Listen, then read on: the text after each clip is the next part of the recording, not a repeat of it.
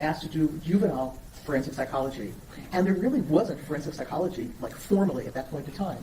But local juvenile courts were asking me to do evaluations on people much like Tanner when he was an adolescent. Juveniles, although he did not get in trouble, but juveniles who were before the court, whether they were competent to testify, whether they should be tried as an adult, where they should be placed. And so I've had all of that experience in that area as well. Obviously, over the last 40 years, I've dealt clinically and forensically with a lot of juveniles and a lot of families and children. When looking at cases, how important is it to involve the family as well as the children in your evaluations? Well, it's important both clinically and forensically. As a clinical psychologist, Ms. Anderson, if you take your child to a therapist and they only speak to your child, that is really not fruitful. And it's also, I don't think it's professionally appropriate. The issue is none of us live in a vacuum. And a child especially is highly sensitive to a parent's parenting style, their ability to help them, their resources, all of that. And so as a clinician, I can't imagine just seeing a child without taking history and having a real knowledge of that family. As a forensic psychologist, I have an obligation to go back as many generations as I can and understand a person's history. So from a forensic perspective, it's my duty to speak to relatives, not every one of them, but pertinent people, speak to other sources of information in order to get a real holistic picture of that individual. So I would treat a forensic client, such as Tanner, in terms of gathering information, much like I would treat one of my clinical patients. Dr. Barnes, you said that you always wanted to be a pediatric psychologist. In your career, have you published a lot of papers on that topic? Early on, I did some papers. I did my dissertation working with children who were biologically dysregulated and have hard time feeding. It's called non-organic failure to thrive, where you have problematic parenting and a child who has some type of impairment. Looking back, probably something like Tanner's, and working on a program to help them be able to eat and relate and function with other people. More recently, I've had peer-reviewed publications about trauma in the courtroom and how that's assessed. But I've also written a lot of books on educational psychology, test-taking skills, anxiety management, that type of thing. Yeah, you practice in Ohio, so I assume you're licensed in Ohio. Yes, that's correct. Where else are you licensed? I have a full license in Texas, obviously, and I've had that for many, many years. I'm licensed in Idaho, and I'm trying to think where else I'm licensed. Texas, Oklahoma as well. And then if I need to go to other states, I get a temporary license. You talked about doing forensic psychology, and that involves the courts, right? Yes, ma'am. All right, so how many times have you testified in proceedings? Many times. Not obviously as many as I've evaluated people, because many times cases get settled or other things happen. But I have been in state courts, federal courts, even military courts. I would say I've testified maybe 100 times, as a guess. Oh, I'm sorry. What about juvenile court? Many times. And why is that relevant to a case such as this? It's relevant because I've done so many juvenile evaluations, especially earlier in my career, that to understand how a child develops and where they are at a point in time and what their choices really were. What do we do with a juvenile who has not had the family background that all of us may have had? How do we give them interventions and keep them out of that system? All of these things are very relevant. So this whole issue about development has a great deal to do with many cases in juvenile court, and I think many cases in adult court as well. Do you often deal with cases involving capital murder? Yes, I do. How often? I don't know if I can answer often. I can say that I've been involved in approximately 50 cases over the course of my career. Many of them do not go to trial. May I approach, Your Honor? Yes, ma'am.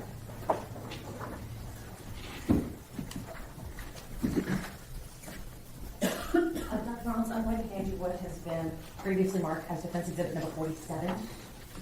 Yes, ma'am? Do you recognize that? Yes, I do, ma'am. What do you recognize it to be? This is my resume, and it is 27 pages in length. Is this a true and accurate representation of your experiences? Having spoken to my office yesterday, I would say yes, it is. Okay. Your Honor, at this time, the defense offers defense exhibit number 47 for all purposes. I've seen the judge. No objection. Defense 47 is admitted.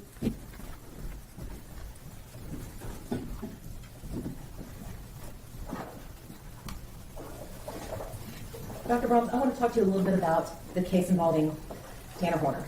That's fine. You were retained by the defense in this case, is that correct? Yes, ma'am. All right, so, Dr. Barnes, how much is your hourly rate? $350 an hour. Is the standard for experts in your field? There's a wide range. I would say that I'm at the lower end of a range for forensic experts. Approximately how many hours have you put into this case so far? Well, that's hard to estimate. I know what my billing is up to this point, like just before this week, but I put in many hours into this case. I have traveled, I've spoken to witnesses, I've spoken to Tanner, I've reviewed volumes of records, so it's many hours. What have you billed so far? So far, and this is just an estimate, until this week for preparation, over the last 2 or 3 years, I billed $28,000 and then some expenses for flying and hotels when needed. One thing I didn't ask you before, but I'm curious, is do you accept every case that you're approached to take on? No, I do not. How do you determine which cases you'll accept and which ones you won't? Well, first, I mean, ethically, if someone asked me to do something that's really not in my wheelhouse, I would not try to ever go into court with an area that I'm just not familiar with. I also talk to the attorneys, and if I believe that the attorneys are asking for something like to be their mouthpiece, I have attorneys call me up and say, oh, just go to court, this is what I want you to say. We politely not only hang up, but do not use them again. So yeah, I would say, Ms. Anderson, that not just capital cases, but all cases, I do civil cases as well, like personal injury and workplace issues. I would say I turn down about 15% of the people that call me. Why did you accept this case? Well, first of all, when your team first spoke to me about it, you mentioned your concerns about development and your concerns about neurological issues such as neurodevelopmental disorders, and I knew that I had a lot of experience and interest in that area. I also know that your group does a very comprehensive job of getting other experts, that I would not just be on my own in doing this, but I would have solid information to back up my testimony. I had known you before, you seemed very determined to do the best job you could, and I felt very comfortable doing this. All right, so let's talk about the case itself. What were you asked to do in this case? In this case, I was solely asked to look at Tanner's developmental history and how that impacts his functioning over the course of time and prior to the offense. When you look at a case and agree to accept a case, what is your process? How do you begin your evaluation?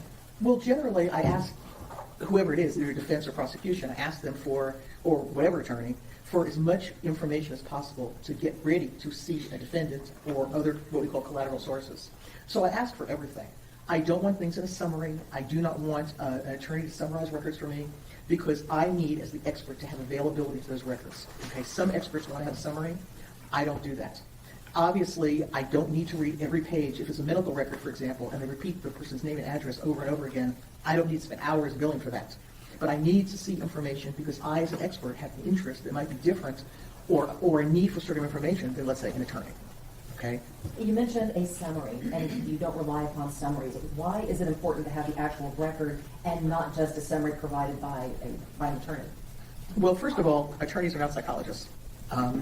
And the things with information that an attorney might summarize may not be the information that's relevant, those key factors that might be relevant in expanding my understanding of a particular defendant or person.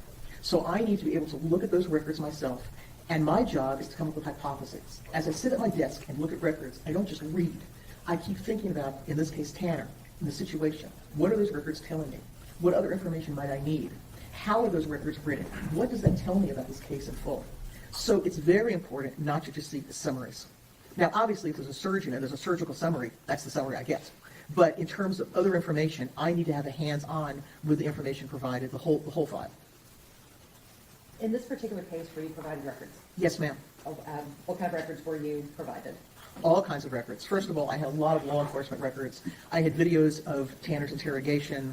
I would say that with an S, interrogations. I had the video, obviously, of this terrible crime. I was given his school records, medical records, his jail records.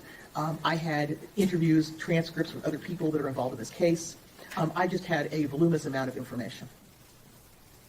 So it sounds like the records that you received were kind of a combination of the state's discovery and the defense's investigation? Yes, ma'am, I would say that's a good summary. Why is it important to have both, for both sides? Because my job is not to take sides. My job is to understand this case in full. And the other issue is that law enforcement records can give me, as a diagnostician, or at least a developmental expert, information about that particular person. So the way the crime is committed, but also how they act toward an interrogation, how they act toward police officers. All of this information is very central in understanding, in this case, Tanner as a whole. Did you rely solely upon the records themselves? Of course not. What else did you do? Well, I met with Tanner for approximately 12 hours over the course of this investigation. I also met with his mother. I met with his grandmother. I met with his brother. I met with some friends of his. I met with a paternal aunt. I met with one of his special education teachers. I also met with the mother of his child. So I've really had a comprehensive view in person of people's attitudes about Tanner and about their experience with him. Dr. Bond, you said you met with Tanner for about 12 hours. During these meetings, did you perform any testing? That wasn't my job, and no, there was so much testing performed that there was no reason to do that. Did you review the results of the testing that was performed by other experts in this case? Of course. Did you review the reports of other experts in this case? Yes, ma'am. I want to talk to you a little bit about the visits that you had with Tanner. You said you visited with him for about 12 hours. How many times did you meet with him? Well, I met with him, I was supposed to meet with him 3 times, and I had that blocked out. It turns out that I met with him once, and then I met with him on a longer day because we could not get an interview room while I was in town. So I met with him actually on 2 occasions. It was supposed to be 3, but it did not work out that way. So 2 occasions, but 3 sessions? Basically, yes. Okay. And where were you, or where did you meet with Tanner? I met with Tanner at a private interview room near the pod where he's incarcerated. We had privacy. The door was shut. The chairs were comfortable. It was, for a jail setting, a very conducive to having a private, interview with any defendant. We could hear each other, see each other. It was fine. Why is that important? Because when you are trying to interview a defendant through glass or through one of those telephones, you really cannot get into the intimacy and depths of their life. You cannot do that through a telephone or through a glass barrier. It is a relationship. When I meet with someone like Tanner, we have to be able to see and hear each other, to actually be in the physical presence of each other, because it is not just an interview for facts. It's my ability to develop a relationship with Tanner or another defendant, and in that relationship, understand how he functions. It's one more very, very important piece of evidence. Could the fact that there were other people, let me back up and rephrase this. How would the presence of other people in the room outside of the team, how could that affect the validity or the rapport building? I'm not sure I'm understanding. I mean, we spoke privately. There were guards outside, but they could not see in the room. Would having the guards inside the room impede your ability to conduct a thorough evaluation? I would not have conducted an evaluation under those circumstances. There would be no way that private information, not just from a legal perspective, but very sensitive information, no defendant would ever, especially in an incarceration setting, divulge issues of vulnerability or loss or weakness or anything. So I would have probably asked you to find a court order that a guard should not be in there, because I could not conduct an evaluation like that. How important is it, you mentioned the word rapport, so how important is it to build rapport with the person you're evaluating? Well, I think it's important to define the word rapport. My job in this is not to become friends with Tanner. My job is to set up an ambiance, an environment where Tanner or other defendants will feel comfortable talking, which means that I try to make it clear that they're accepted by me, that I have a lot of experience, that I'm not here to be criticized or judged, but I'm here to fully be a listening ear to understand. And that, yes, I may ask questions that are going to be painful, that are going to be embarrassing, but I'm hoping that there'll be a level of trust and actual likability between us that a client or a defendant would divulge such information. During these evaluations and these interviews that you do, how important is it to get that personal information from the client? It's crucial. I mean, if you went to a therapist and you did not feel comfortable with that therapist, you would not divulge your information that is highly personal. You would not feel comfortable with that person. There's a big difference. I get asked this question a lot between caring and likability and respect. Okay, I want this to be a respectful relationship. It's fine to tell some jokes sometime, and Tanner sometimes says things that are a little bit off the wall, and that was fine, but it has to be a level of trust. And that it's not a therapeutic relationship. I'm a forensic psychologist, but it has to be that he knows that I am listening and that I will ask questions that will allow him to tell the whole story about himself. Is that another reason why it's important to have your privacy and not have other people in the room with you while conducting these evaluations? Absolutely. Dr. Brahms, let's talk about child development, because that's why we're here, what you were retained to talk about.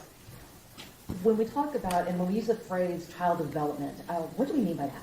What we're talking about is the trajectory of someone's life. We're talking about what happens, first of all, in the womb, in utero, which obviously is very significant in this case, but also historically. What are the people like that raised a particular person? What histories do they have? Obviously, in this case, both his mother and grandmother had problematic histories. Doesn't make them bad people, but they do.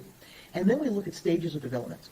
Every child, whether you live in Fort Worth or you live in, West Africa, goes through similar stages of child development, of where there's certain milestones and certain critical stages of life that children have to go through, hopefully successfully, and then we look at adult outcome and what skills and strengths they had or did not have as a child to have a successful adult outcome. So development is looking at the whole course of someone's life and trying to understand at every point why things were either successful or why they might have been problematic. You had mentioned in utero. Does that mean that development begins before birth? Well, it begins genetically as well, but yes, significant issues can occur when there are prenatal complications. Dr. Brahms, you talked about there being stages of child development. Let's talk about those stages, okay? That's fine. What is the first stage of child development? Well, the first thing a child has to do is they have to be able to attach to others. And in order to attach to others, you have to have a caregiver that is there for them on a consistent basis. It doesn't mean they have to be perfect parents. None of us are perfect people. But it means that they have to respond to that child's needs. It's reciprocity. It is the give and take between a parent and child. And in order to do that, you have to have a parent that is emotionally and psychologically available without their own problems to actually respond to what a child needs. And it's very simple. A mother needs to be able to touch the child's face, and then the child touches the mother's face. The mother smiles at the child smiles back at the mother. But to do that, you have to be consistent, and you have to have the ability and knowledge to do that to an infant. When those things do not happen, with a regular child, not somebody who has a neurodevelopmental disability, when that doesn't happen, the child becomes very agitated. They cry a lot. They scream, because the parent is not there to modulate their emotions. When an infant knows that there's a caregiver and the world will respond, the purpose of parenting in those first year is to teach a child that the world will respond to them, and that they don't have to go to desperate measures to get the world to respond to them, that world will be responsive. So that first period of attachment is significant as a building block for the rest of someone's life. Dr. Brahms, you mentioned neurodevelopmental disorders. How can a neurodevelopmental disorder affect the development of a child? Well, profoundly. I mean, I know back in the mid-'70s I was doing research on how children who are not, we call it biobehaviorally regulated, how that affects not just attachment, but it also affects the rest of their development in their life. So when we have a neurodevelopmental disability, one of the impairments is the ability to self-regulate. Now, Ms. Anderson, in the olden days, okay, even more olden days than me, okay, you were able to do evaluations on infants, and they had a pinprick of an experiment where you take newborns and you prick their heel just a little bit with a little needle. Some children didn't even notice it. Some children cried, but then they put their hand in their mouth and self-soothe. Self-soothing is not something that people with neurodevelopmental disabilities do. Tanner has never self-soothed except in very immature ways. Some children will just cry and cry and cry. So much of this is related to, some of it's we call temperament, but a lot of it is just basically brain development. So it does matter, because a child who is neurologically impaired is going to have a harder time when that comfort and that reciprocity is not there, because they can't comfort themselves. So how important is it to, well, let me ask this. Are interventions available for children? Oh, absolutely. How important is it to have an intervention as quickly as possible or as soon as possible? Well, I don't want to be unpolite, but it's not an intervention. It's a course of interventions. It's a multimodal intervention. So first of all, the timing is extremely important. It is important to start as soon as you see developmental differences or behavioral differences in a child. In many states, most states, there are infant programs where people come into the house, professionals come into the house and educate the caregivers about how to set up the best possible environment for that child. But what we do know in terms of early intervention with neurological disabilities, neurodevelopmental disabilities, that if there is not intensive intervention by about age 6, that child is far behind the 8 ball. That the types of skills, attention, self-regulation, socialization, attending to the environment, all of those issues need to be addressed well before a child starts to go into stages of development where those skills are absolutely mandatory. So if you do not have intervention early, and that would be occupational therapy, counseling for the parents or parent guidance, educational issues, there's a lot of interventions. If you don't have that early on, everything snowballs, because that child doesn't have the basic, we used to call it learning to learn skills.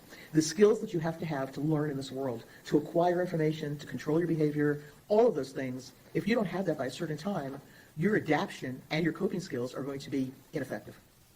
You mentioned the term multimodal. What does that mean? Well, it's a fancy word, but what multimodal means is that you have interventions not just in one area, but in many areas, because neurodevelopmental issues are pervasive. And what we mean by pervasive, it's not just a learning disability. You know, I have friends who actually became attorneys and doctors, and they had a learning disability, and they got reading help, or they got whatever they needed, and they went on with their lives. And some of them they listen to audiobooks now because they don't like to read that much, but they still become lawyers or doctors. That's a learning disability. What we're talking about, and I know this jury has heard this forever, but we're talking about deficits that are pervasive. They're in the frontal lobe. They're in the limbic system. They affect the way that somebody perceives and interacts with the world. So there's language deficits. There are occupational deficits in terms of learning to learn, learning how to pay attention in school, getting other skills, whether that's baseball or handwriting. And then, of course, a very important core is the parenting issue. Those parents, because the people who really intervene emotionally as well as functionally, like teaching children, are the parents. And they are probably as important or more important than any of the other interventions that are available. You mentioned occupational, you mentioned learning disabilities, you mentioned teachers. What other kinds of interventions are available for children with neurodevelopmental disorders? Well, there's psychiatric interventions. There's always the option of medication. And this is an important issue because, number one, a majority of children with neurodevelopmental issues have, in quotes, ADHD. They do not pay attention. They are impulsive. It's all of that. You know, we can use whatever diagnostic terms we want to use. I usually don't say ADHD because I think it's part of the whole neurodevelopmental issue, but they have those problems. And you can treat that with a wide variety of medications. The secondary problem comes is that children who live a life with this type of impairment develop secondary diagnoses like depression. That's certainly true for Tanner. So we have to look very carefully at controlling those, or at least remediating, addressing those secondary diagnoses. Because then when you have a neurodevelopmental disability or impairment on top of a secondary problem that's major, now the problem, it's not just additive, it's interactive. What do you mean by not just additive, but interactive? Because what happens with this group of neurodiverse people, especially those, here comes another clinical term that we call level 1, higher functioning people with a normal IQ like Tanner, is they tend to get overlooked. And what happens is they're oddities. They're oddities in their family, they're oddities in the world, and they develop secondary diagnoses like depression. And then the more depressed they get, the less they function well in other areas. And when they function less well, then they become more depressed. They turn to drugs sometimes. Substance abuse is common in this population, especially these higher level functioning people, because they are not out there. Everyone expects things from them that they can't do. And so they try to mimic what they can do, but they can't do it, and everything snowballs. And so these are serious issues, both in terms of medication and other interventions. Dr. Brahms, I want to take you back to the stages of development.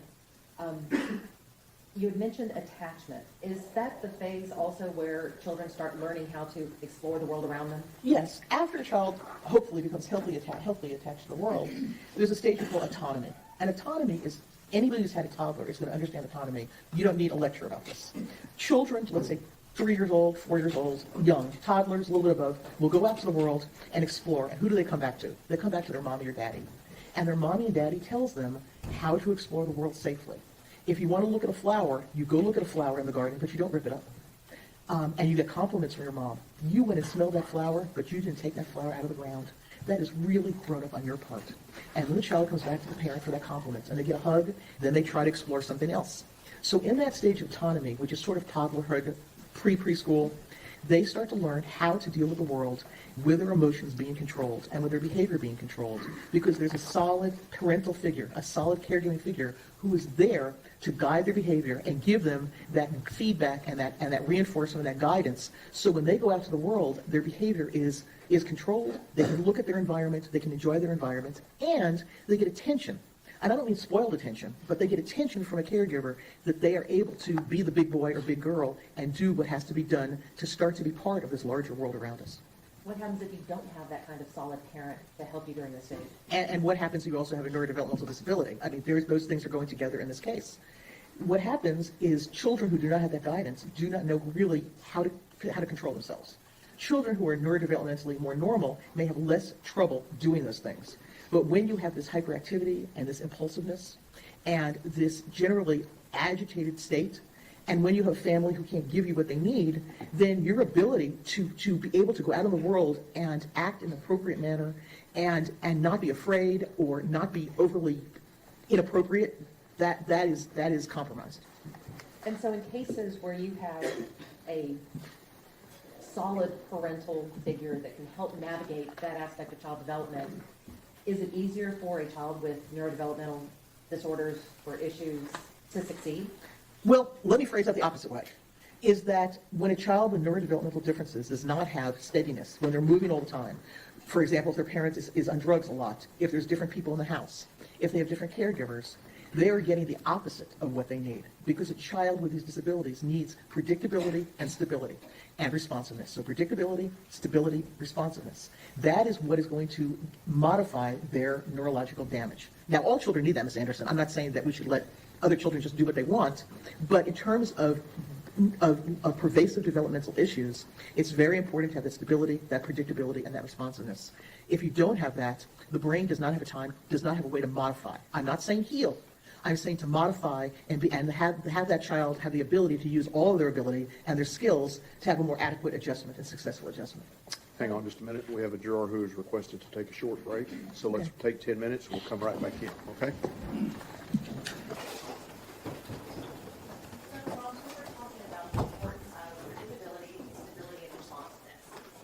In the household that Tanner grew up in, did he have stability? No, he did not. Did he have stability? We're talking early on. No, it got a little bit better later, but no, in his early years, he did not have predictability or stability. What about responsiveness? Minimal. And how can the lack of predictability, stability, and responsiveness impact a child like Tanner with not just one neurodevelopmental disorder, but he also been diagnosed with autism, been diagnosed with fetal alcohol spectrum disorder, and other issues? I mean, how does... We're talking about multiple negative effects. So when you think about what Tanner did not have in terms of the family structure and stability that he should have had, what happens to any child, not just Tanner, is that your ability to get what you need in an adaptive way becomes very limited. There's a lot of attention seeking, whether that is acting out in some ways.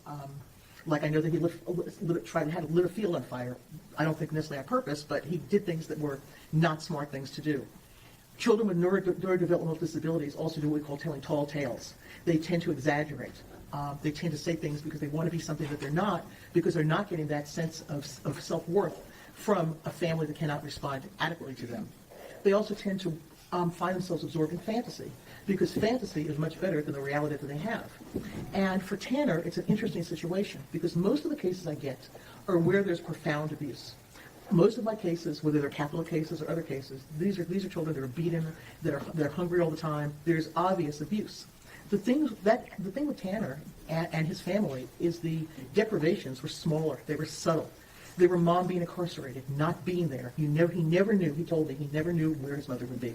She might be on the streets, she might be incarcerated, or she might be home nodding out in the bathroom for him to find. So in terms of the way that he looked at the world was not in a stable, predictable way. And as such, his behavior was not predictable. Part of having autism or fetal alcohol syndrome or being on that spectrum is not being able to look at cause and effect. In his family, people really didn't talk a lot about cause and effect. His mother did what she wanted to do. And I don't dislike his mother, Melissa, at all. But she has never been able to get her life together, much be able to parent anybody, much less somebody with a pervasive impairment. So when we look at this lack of predictability, it's hard enough for, in quotes, a regular child. But it's much harder when your brain cannot make sense of the world around you to begin with. So what makes this situation with Tanner so important to understand is that we're looking at subtleties. We're looking at brain impairment. We're not looking at gross abuse, but we're looking at abandonment, being babysat by a 10-year-old, not knowing where your mother is, having a father who doesn't care about you, being with a, in quotes, stepfather who's a meth addict himself. There's all of these things that it'd be so easy for me to sit here and say, well, he was beaten every day and he was locked in a closet. That is not true. What happened in this case is that his brain was neglected. This is a case of brain neglect. It's not a case of abuse. But in that way, in all the 44 years that I've done this, that is abusive. It is a neglect of what gives somebody the opportunity to develop to be a fully functioning adult. Dr. Baums, let's talk some more about the stages of development. Certainly. After a child learns autonomy and begins to explore their world, what happens next? Well, the next stage that all children confront is mastery. When you start entering elementary school age years, you have to learn how to master the environment. Some of that is reading and writing, because from an educational perspective, you learn more basics between first and third grade than you do for the rest of your life. You're learning how to read. You're learning what mathematical principles are. It's the basis. Very important years. but you're also mastering your abilities to be socialized. You're mastering the ability to be part of a larger world around you. That is basically what kindergarten and first grade is about. Yes, it's about ABCs, and it's about learning numbers, but it's about how do you learn to be in the larger social world, to hang up your coat, to put your boots in a locker, to sit there with floor time and be with your friends, to learn how to interact with people, to be quiet when you need to be quiet, to ask questions that are appropriate. I mean, we know how many little kindergartners say inappropriate things. We've all had kindergartners. They say things that it's because they're kindergartners. And we teach them in a loving way why that would be appropriate or not appropriate. Tanner, in reality, as an adult, doesn't have much of that. Sometimes when I talk to Tanner, I felt like he'd walk out of a textbook. That this is something that, if it wasn't a capital case, I would use when I teach law school. I mean, it's a typical case of children who have not been able to master their social abilities and master that part of the larger world. And all of us want to master things. Just as an example, I can't take a survey in a courtroom, but I would imagine that most of us have collected something at age 5, 6, or 7. I know that for me, we used to take our bikes and collect pop bottles and return them for like 2 cents. Some people, I didn't become rich, but it was interesting. Some people collect rocks. Some collect Matchbox cars. Because why do little kids collect? Because that is their world that they can master. These are my Matchbox cars, or these are my rocks, or these are my throwaway Coke bottles. Okay, these are my pieces of glass that I put on my shelf that I found going around my neighborhood. So that sense of mastery makes you feel confident because I can do something. I am a little kid and I can do something. And you feel confident. You feel like you have skills. I'm able to do these things. When you talk to people about Tanner, and when you talk to Tanner himself, that sense of mastery was not there. He was the one who was continually bullied. He was the one who never could do anything right. He was the one that didn't have parents. Probably he had grandma on and off, but he didn't have a family that taught him to be competent and confident. And when you're not taught that, later in life, you act like the age that you never got that act. So there's times when I talk to Tanner, I literally can believe I'm talking to a 6-year-old in terms of inappropriate comments, not sexual ones, just inappropriate comments, laughing when he shouldn't, blurting things out, all of those things. It's almost as if I'm talking to a big man who is 6 years old. Dr. Brahms, you mentioned socialization. What do we mean by socialization? Well, we all learned about values and morals from our teachers, from our parents, sometimes from like Sesame Street, from various different places. So the way that you learn about the values of society is 2 ways. One is by direct guidance, like it's important to go to church, okay? That's an important part because you were brought here by God and we need to respect God. That's verbally stated. But then there's what we call vicarious learning. You learn by example. So you learn when your grandmother goes to church and says, that was a great sermon, I feel so much better. And you're listening, you're saying, you know what? This has some value, and my family's values are that we need to respect something higher than us, okay? Whatever religion you want to be. They were good Christians, so whatever you choose to be. But you learn by guidance, and you learn by watching.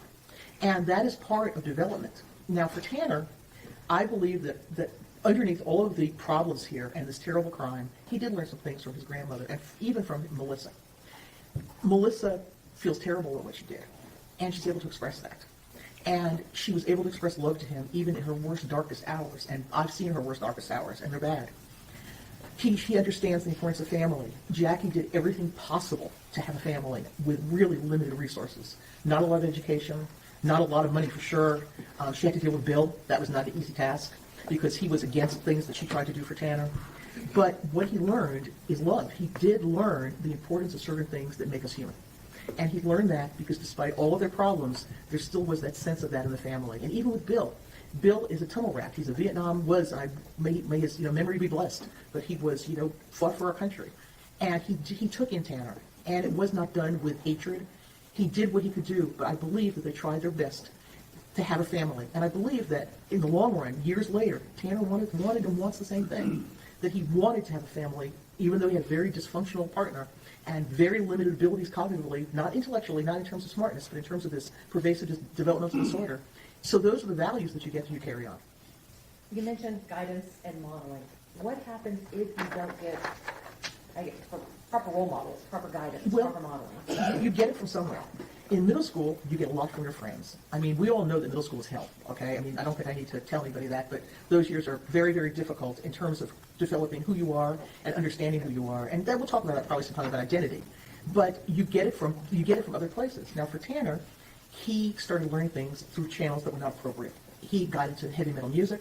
He got into a fantasy life of superheroes, of all of these things that were avoidant, which is so typical for autism, is you go into a fantasy world.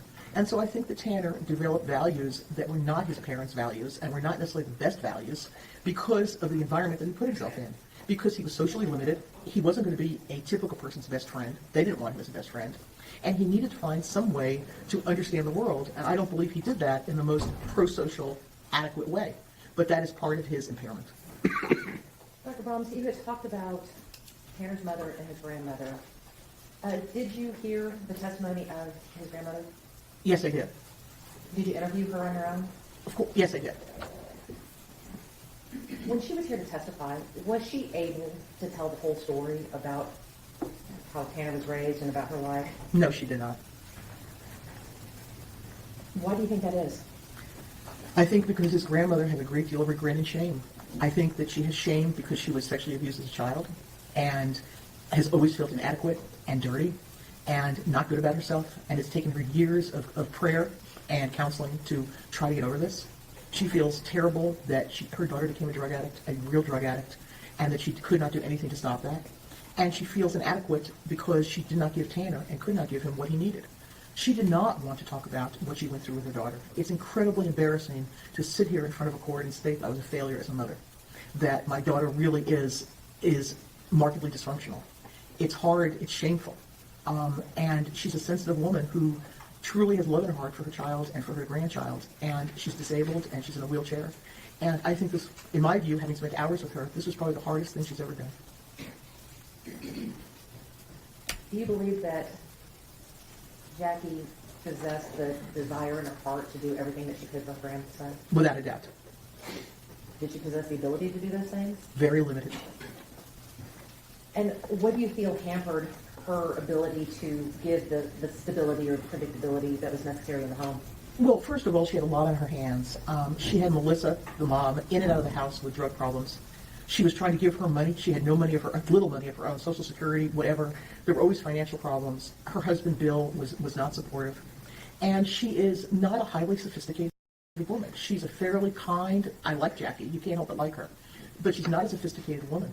And when they got in-home help for his autism, she took it very concretely. I spoke to Jackie. She's very concrete. She doesn't see the bigger picture of what the problems are from a neurological or developmental perspective certainly with Tanner.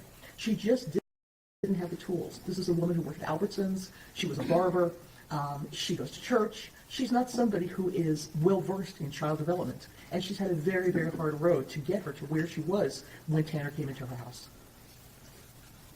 You had mentioned also that some of the socialization happens in school.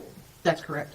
How does that impact the development of a child? Well, Tanner, one develops a sense of confidence and confidence in themselves when their peers care about them and when they feel that they fit in.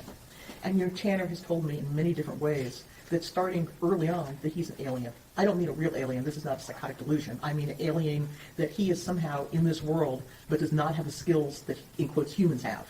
In his own fantasy way, he sees himself sort of like a robot when he was a little kid, like a robot in school trying to be a human being, which is, if I ever write a book about autism, should be the title of the book, because people who have these disabilities have to mimic, they have to cover, they don't know how to do these things on their own. And so, of course, he was bullied. He was painfully bullied. And he never wanted to tell his grandmother much about it because he was embarrassed. But he was bullied terribly through school. So you have somebody with autism, and you have someone who's on the fetal alcohol spectrum, who really cannot mimic everyone's talking about theory of mind, but to understand how he should act, how people perceive him. Tanner even now doesn't understand how people perceive him, how the guards in the jail perceive him, how I perceive him. I don't think he even knows how his lawyers perceive him. So what we have here is a child who developmentally, when we talk about mastering the environment and feeling good about himself, is that he never was part of things socially. And when you're not part of things socially, you don't learn the things about interaction and socialization that your peers are learning because you're not in that group. You're in your own little group. So when we're talking about socialization and the mastery of the environment,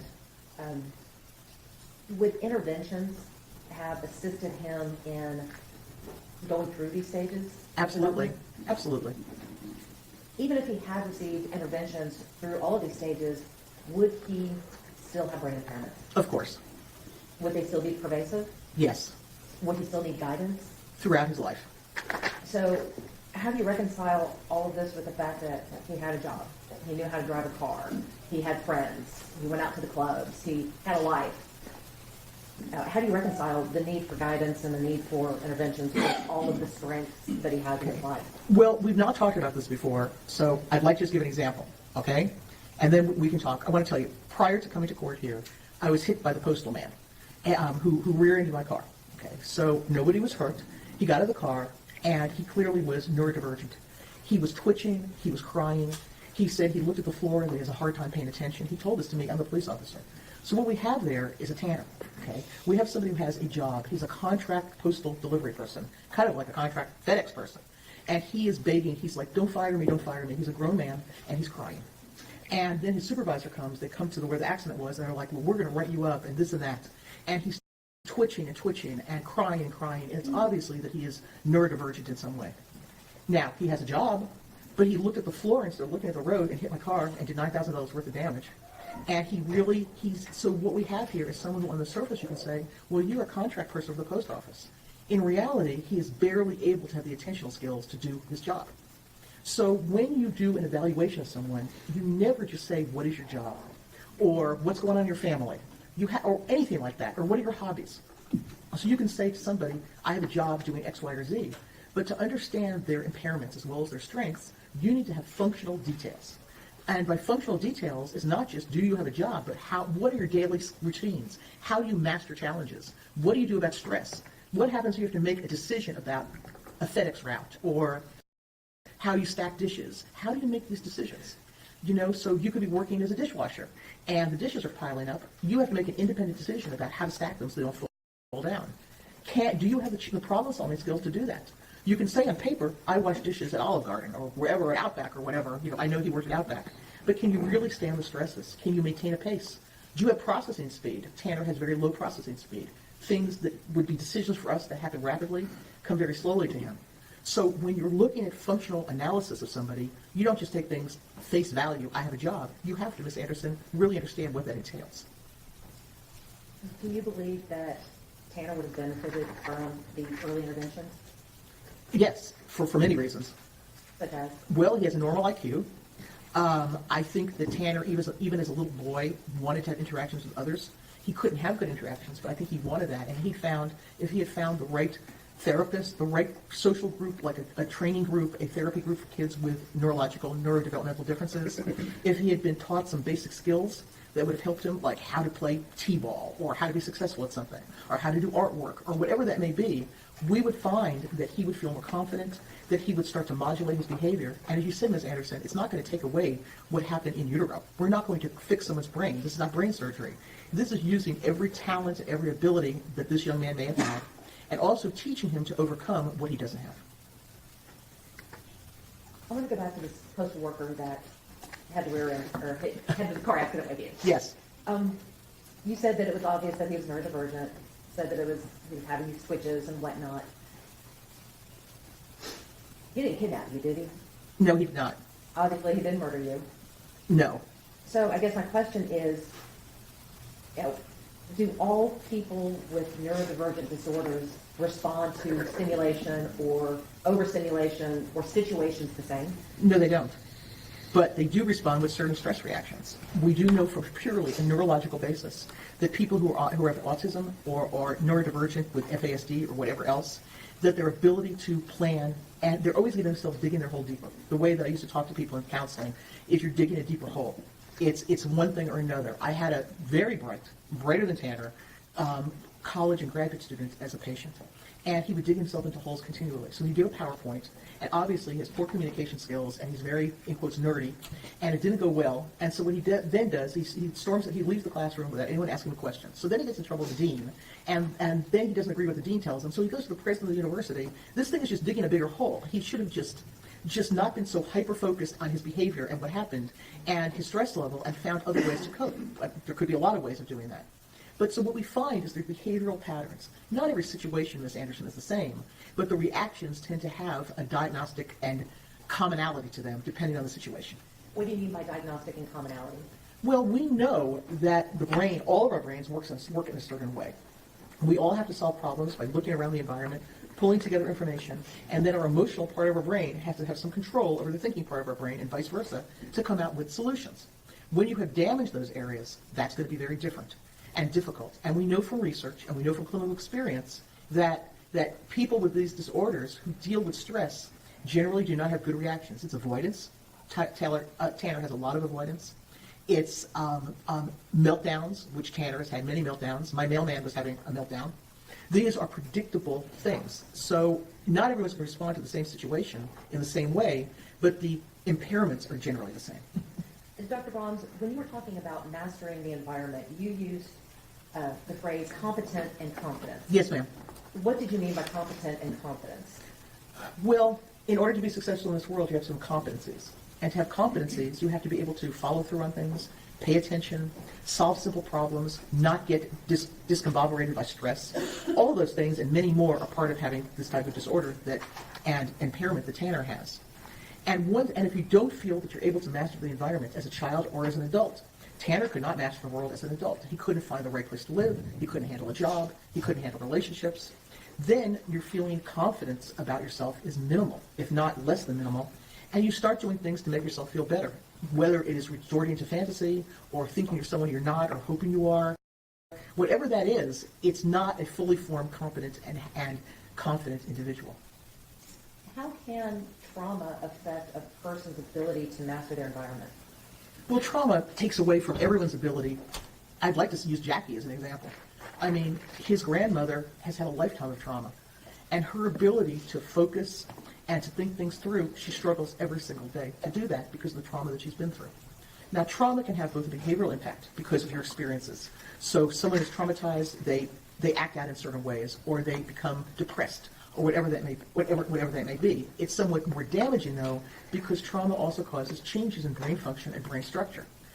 We know that toxic stress, abandonment, which he's had a lot of abandonment, seeing things that no child should see, that type of thing, all of that impacts not just the way a child responds, but the way their brain responds, and the actual neurochemical changes in their brain and structural changes because of that stress. You mentioned the term toxic stress. What does that mean? Well, toxic stress, there's good stress and there's bad stress. So all children grow through stress. All of us grow through stress. So if we have a problem at work and we resolve it, we've learned a lot, we've grown, we're stronger, we're less afraid to make a mistake, we've figured it out, okay? That is a level of stress that we can tolerate, okay? Toxic stress is when we do not have the tools to overcome a stressful or challenging situation. It might be two things. One, it might be that the situation really is insurmountable. There are situations that will cause anybody toxic stress, no matter how smart we are, no matter how our brains operate. But stress can become toxic when that person has an impaired brain, and then they're faced with challenges that you or I might be able to deal with, but they cannot, and that becomes toxic, especially when they're faced with those stresses over and over and over again. For Tanner, it was never knowing where his mother was, never knowing if she was alive or dead. It wasn't toxic stress like being beaten every day, okay? It was toxic stress that this world is unpredictable, and this world is something that I cannot control or master every single day, and he doesn't have the skills that we do. We're talking about trauma here. Did Tanner share with you some of the more traumatic events in his life? Yes. Yes, he did. Let's talk about that. Did he share with you about the time that he himself had been sexually assaulted? Yes, he did. What happened? Well, not surprisingly, it was difficult for Tanner to talk about. What happened is that his mother, they were living on a property that had several homes, and there was a landlord. And as I think I mentioned earlier in my testimony, he was involved in setting a fire and causing some problems on that land, and he had to apologize to the landlord. And his mother, despite her difficulties, had him apologize, and he was sexually assaulted by that landlord at that point in time. How old was he at the time? He was about 10. You talked about setting the fires. Were those fires, or let me rephrase that, was there any indication that those fires were set with the intent to burn down a house or to cause mass destruction or anything like that? No, not at all. When he told you the story about the fires, what did you make of the fires? I felt that I was talking to a young man who was unable to predict cause and effect, and he thought it would be interesting to see what it looked like if some dry brush was burning, and it never occurred to him that could spread. When someone who has been sexually assaulted like Tanner was at such a young age, can that cause that person to to mimic that same behavior? Well, I don't think that the research, again, Ms. Anderson, I know you're not a psychologist, but it's not a matter of mimicking behavior. It's a matter of when someone is sexually assaulted, there's a lot of questions raised in that person about their sexual competence, about why they were picked upon to be abused. And because of this, not everybody by far, they get into situations where they're exploring their sexuality and where they're trying to get some issues worked out about that. So I think what sexual abuse does primarily is put somebody in a position where they're unsure of their own sexuality, which can lead to many, many different outcomes, okay? It can lead to sexual exploration, it can lead to depression, it certainly did for Tanner. He had some traumatic symptoms after that. Even now it's in his memory. I would not diagnose him with PTSD, but I would say that at the time he had many trauma symptoms that sort of have remediated over time, but the actual event is something that he clearly does not get out of his mind. That is something that is still very troubling to him today. And difficult to talk about? Very. You had mentioned earlier about identity. Yes. Tell us about that stage of development. Well, during those middle school years and beyond, one has to establish who you are as a person. What am I? Am I a smart person? Am I good at certain things? What am I going to be when I grow up, so to speak? Much more than I want to be a fireman. We're not talking about a 6-year-old. We're talking about forming an identity that will lead into adulthood.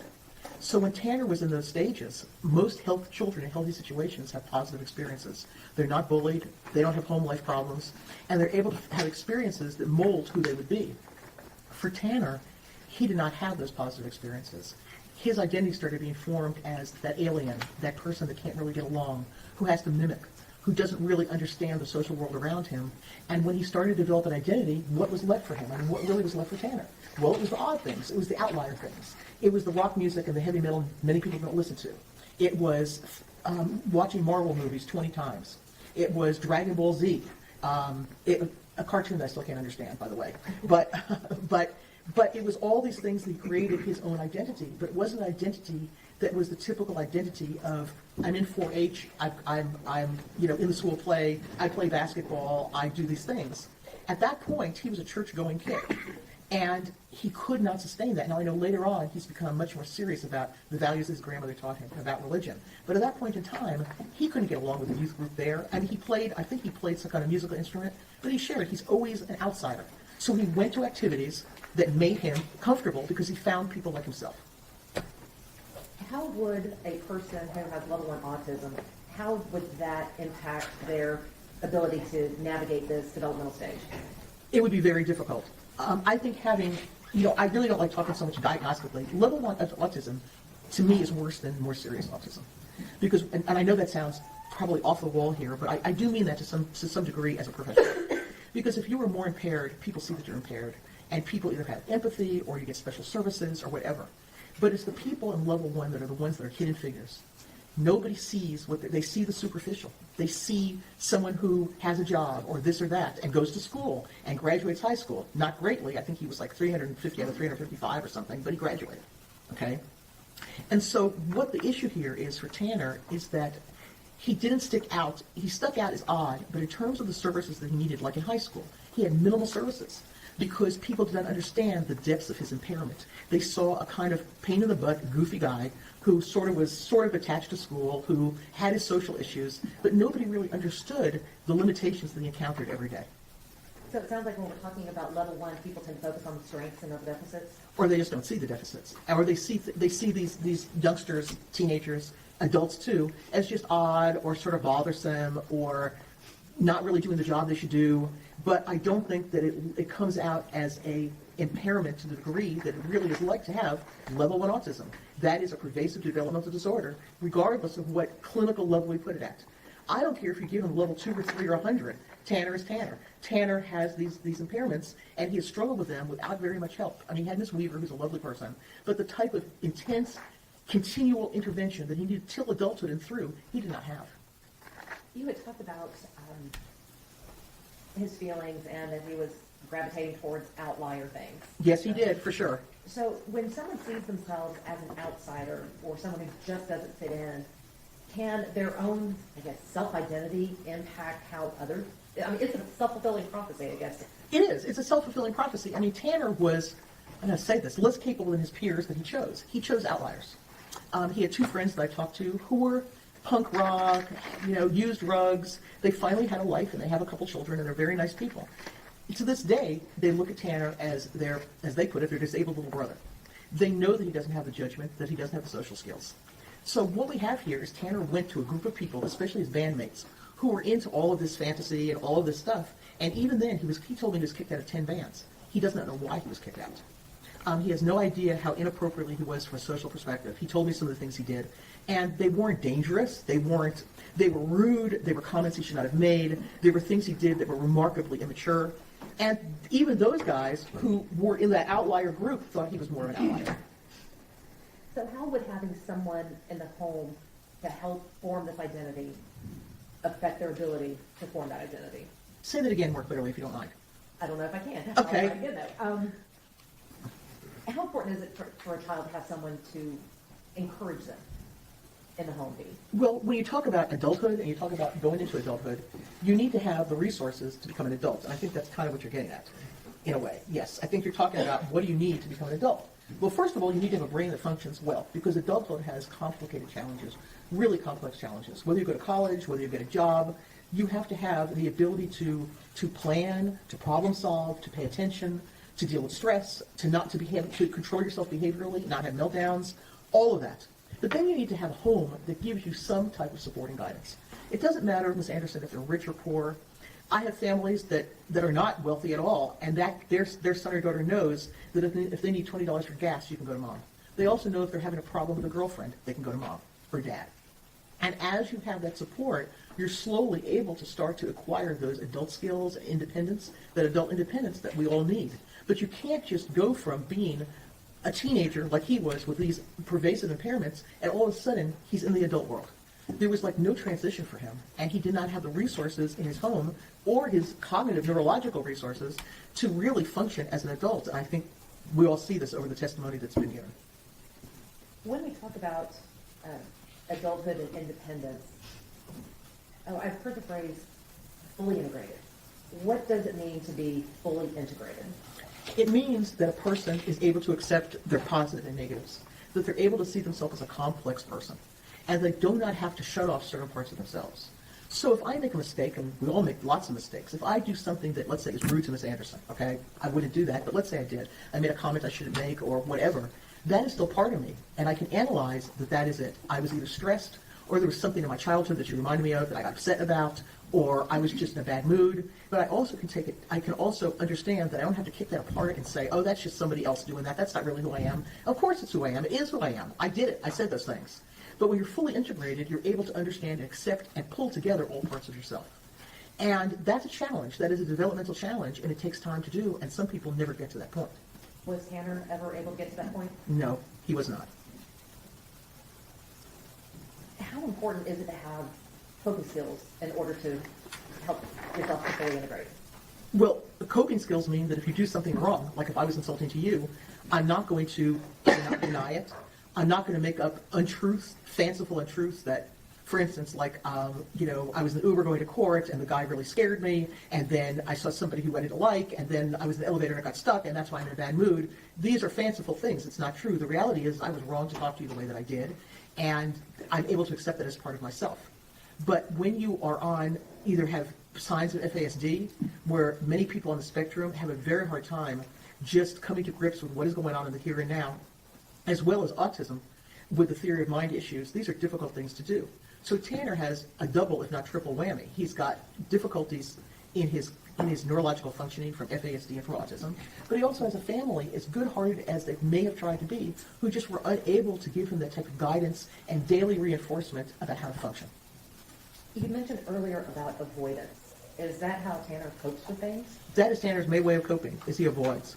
He avoids through music. When he's stressed, he plays music. He avoids through watching the same Marvel movie 20 times. He avoids by watching Dragon Ball Z 100 times. He avoids by smoking weed. He avoids in a lot of ways. He avoids, and it doesn't work because he's still anxious and he's still depressed. So how does he cope with changes? He doesn't. How does he cope with stressors? He doesn't. How does he cope with disagreements? Not well. He leaves. He's not an arguer. He can't do the social, he can argue, but it's ineffectual. how does he cope with adult responsibilities? Very poorly. And is he able to manage multiple demands? No, that multiple demands for anyone with his limitations are difficult, but for Tanner, they are really destructive. When he has multiple demands, especially in stressful situations like not having money, not having a car, having to go places, having to work, he completely melts down. It might not be crying, although I will tell you, as an adult, he's banged his head many times. He's self-destructive. He hits himself. He does things with a lot of self-hatred, a lot of meltdowns, all of this. But no, he does not handle complex situations, multiple demands, stress, in any way comparable to a regular adult. When we're talking about the avoidance, you mentioned that he avoided by going to music. That was a major way that he coped, yes. So how do we, again, reconcile the type of music that he has, that he loves, the screamo and the heavy metal and Yes. whatnot, with the fact that so many people with autism have issues with noise? Yes, but for Tanner, this music, which I made myself somewhat familiar with, is noise, but it's really for him white noise. Children on this, adults too, who have these disorders do very well in environments where like a fan is whirring, or there's these white noise machines. Many of my clients, the parents would buy them these white noise machines where it just blocks out other sounds. But for Tanner, he knows the lyrics of every song. He has that control. He likes the loudness. It sorts out it sort of avoids the thoughts in his head. He completely goes into the music. And for him, it's calming more than overstimulating. Let's talk about the interrogations. Okay. Did you see all of the interrogation videos? Yes, ma'am, I did. Now, from a clinical point of view, what were your impressions of these interrogation videos? From a purely clinical point of view, Ms. Anderson, if I was not involved in this case and someone just clinically gave me this then and said, what would you think about that person? If I knew nothing except the video, okay, and this was a test of some kind, I would definitely say that person was on the autism spectrum, without a doubt. Why is that?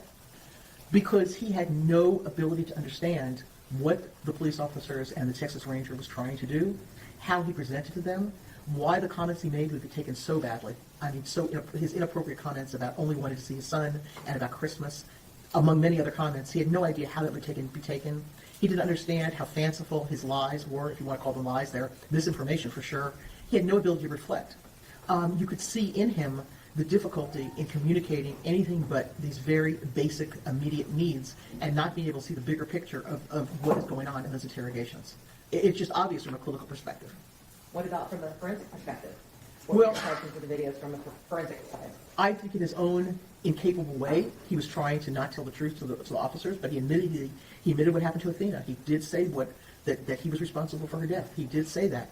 But then he tries to either delay the inevitable, try to come up with some type of excuse or something about what happened. I mean, you have somebody here who's just incapable. This was not a criminally minded lying. This was some type of ineffective storytelling that anybody who would interview him would know would not be true. How is this not a manipulation? It's a sign of autism. It's a sign of what he has on. What is he manipulating? He admitted what he did. Eventually, I hate to talk about this, it's very painful to talk about, but they eventually found it in his body. Eventually, he got them into the area. What is he getting from that manipulation? What is he gaining? He's gaining nothing. There's nothing to gain. My question watching the interrogation was, is this a fantasy? Is this him trying to be on Law and Order? Is this Tanner's just way that you're supposed to talk to the law enforcement like this? It seemed almost like he was movie scripting, like this was something that if you're caught, this is how you act. But it had no end. There was no purpose to what he was doing. So when you're talking about manipulation, generally does the manipulation have a purpose to the end? It has gain generally at the end, whatever you're manipulating for. And in this particular case, there was no gain at the end? I didn't see any gain at the end. What I saw was someone struggling to make sense about what happened and struggling to understand, which he did not, what is going to happen to him. To him, at that point, it was just let me go home and see my son. I don't think that he understood the gravity of what was going on or how the police and law enforcement, those Texas Rangers, would perceive him. During your evaluation, did you discuss these interrogations with Tanner? To some degree, yes. And what was his reaction when you started challenging him on these interrogations? He went back to the fact that nobody understood how much it was Christmas and he wanted to see his child. He told me that he did not really remember everything that happened. He told me basically he did not understand the gravity of the situation.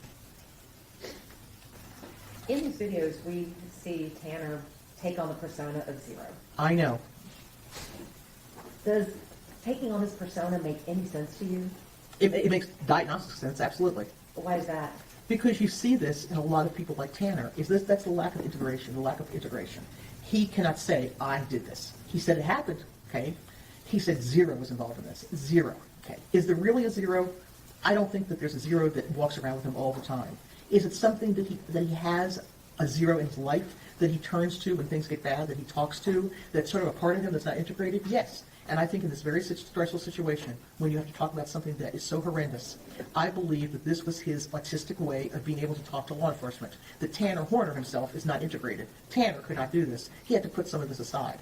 I don't think that this is a fantasy. I think this is the same thing as when your 4-year-old breaks something, and you ask them if they broke it, they have an imaginary friend or say somebody else did that. You know, this little guy did this. This is the developmental fixation that we have with Tanner. So, I don't think there's no such thing anymore as multiple personality. I don't think he has dissociative disorder. I don't think that he really has another person. I think you're looking at someone who is remarkably impaired and extremely immature for adulthood. So in taking on the persona of zero, it sounds to me that was just his way of being able to tell the police the truth. That would be my testimony, yes. And so how do you tell if that's just not another manipulation? Again, I don't see in the interrogation what he would get out of a manipulation. I don't see any gain. They know that he did it. He said that he did this. I don't see that there's anything else that he would gain. You've got to understand that Tanner also takes on other persona. I mean, he sees himself as a Marvel character. He lives in these movies. He takes on other identities, not in terms of going to work and acting like he's Superman, but in terms internally fantasizing that he is some of these characters, that he could be that competent, that he could fly, he could be the superhero. And he lives in those movies. He lives in that music. He lives in another space because, as he puts it, the Tanner space is not the best space to be in. I guess the question I have is, could that be perceived as a ploy to feign insanity? Let me put it this way. He's never feigned insanity with me, ever. He's never said that he's had psychotic features or he sees things or hears things. There's nothing like that. He speaks about his depression very rationally. I don't see that. I did not see any feigning during the interview. I did not see him telling the officers, I have a severe mental illness, I'm mentally ill, I think that you're the devil. There's nothing like that. He is just somebody who comes across as very incompetent and unable to relate on an adult level. Dr. Brahms, I want to shift gears a little bit, and Okay. I want to talk about antisocial personality disorder, Okay? also known as ASPD. Yes. What is ASPD? Well, obviously it's antisocial personality disorder, okay? And I don't want anyone to get it mixed up with AS, which is autism. Okay, antisocial personality disorder is a long-term, ingrained way, maladaptive way of perceiving and interacting with the world, like all other personality disorders. Antisocial personality disorder means that the core of your character, the way you perceive the world, the way you interact with the world, is antisocial in nature. That your primary responses to situations would be to act in ways that are criminal or in some ways against the values of our society. So it has to be long-term, chronic, and it has to be really the core of who you are. When you evaluated Tanner, did you find that he met the criteria for a diagnosis of ASPD? No, I did not. And why not? Why did I not see that? Okay, number one, you have to look at differential diagnosis. Tanner has done some things that people might think are a little creepy.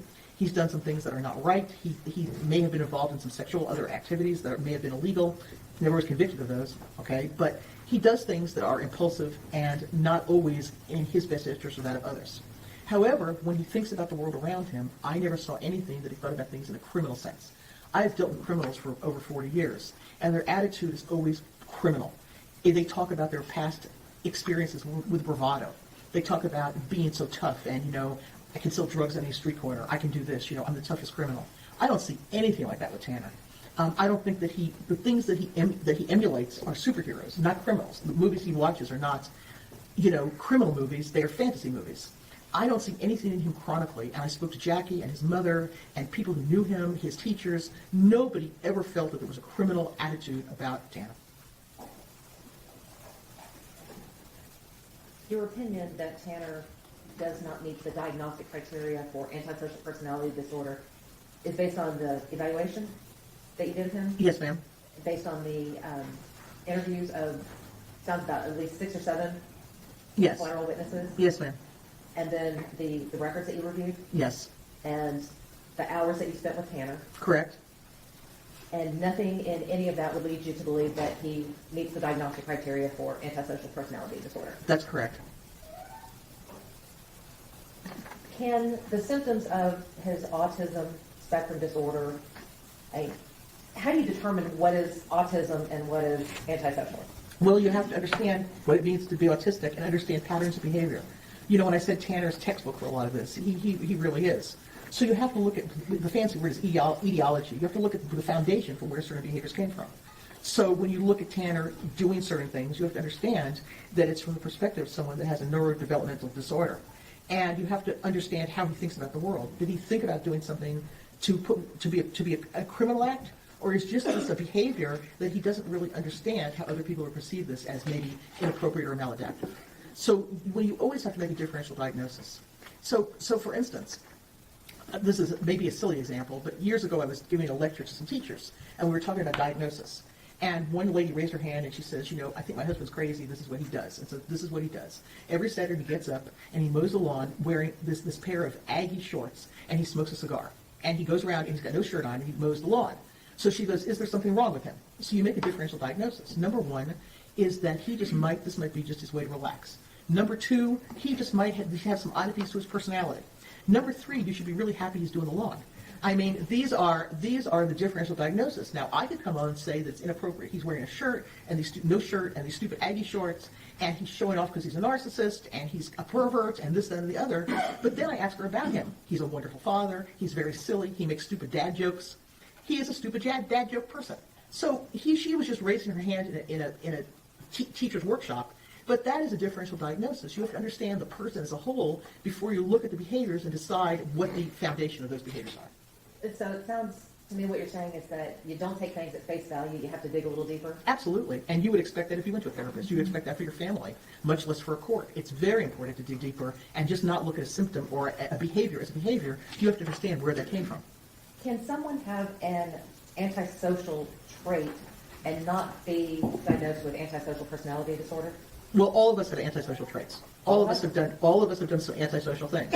There's not a person among us who has not anything could be considered antisocial. You know, what does that really mean? Have you ever filled your cup up at McDonald's twice and you're really supposed to get one refill? Many people have, okay? We've all done things. Have you ever run a stop sign? I have, okay? Have you ever done things that are probably wrong? Yes, everybody has done things that you know are against the law, okay? And little things or bigger things. The question is, we all can have some traits and some behaviors, but that doesn't mean that we are diagnostically antisocial. It may mean that when we're risk takers than others, I mean, somebody on the jury might never fill up their Diet Coke again. I have. I mean, okay, I have because I had to be in court and I'm in a rush and I just put some more Coke in there. Is that stealing? I guess. Although one of my clients worked for McDonald's and said all their profit comes from pop. So I felt less bad. But the reality is that an antisocial attitude, Ms. Anderson? Probably a little bit. But does it give you a personality disorder? No. Well, can someone commit a crime as horrible as the one that Tanner has committed and has pled guilty to? Can someone do something that horrific and still not be antisocial? Yes.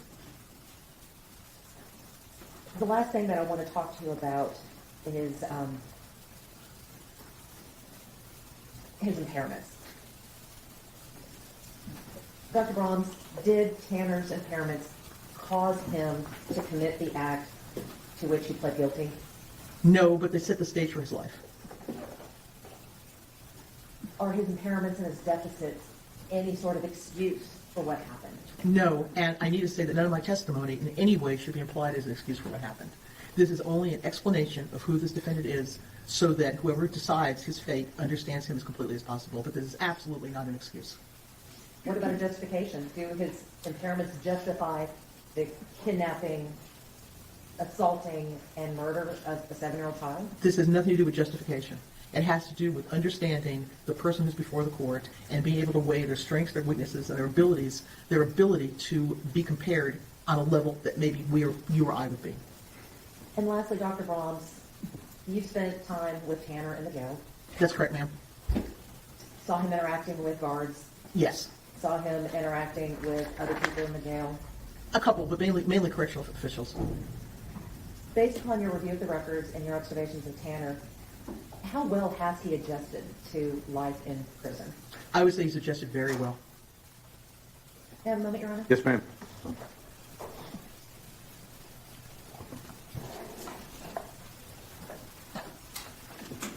I'll pass the witness, Your Honor. Cross-examination. Yes, Ma'am, how many psychologists does Tanner Horner have in this case? I cannot hear you. I'm sorry, you're drinking water. I couldn't understand you. How many psychologists does Tanner Horner have in this case? As experts, Yes. I've never counted. I can try. Well, he has Dr. Ryan, who you talked to, right? Is she a psychiatrist, psychologist? What is she? She's a psychiatrist. Okay.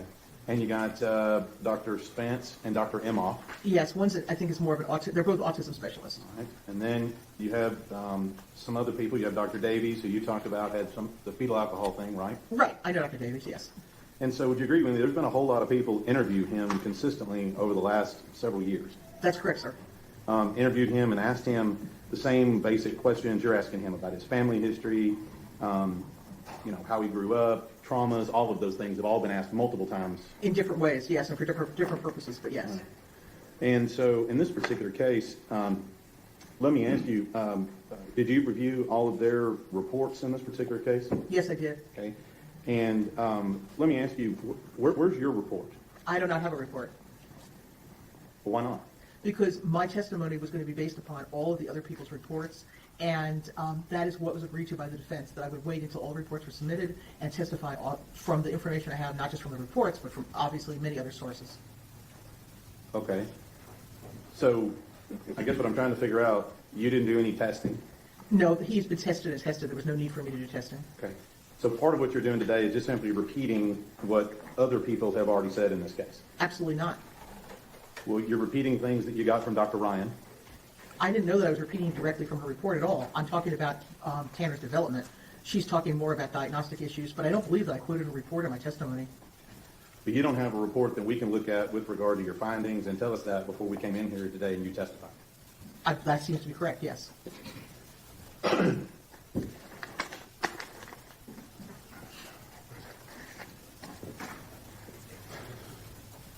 I'm just going to start from where you ended here. You said that Tanner has adjusted to jail life, correct? That's correct, sir.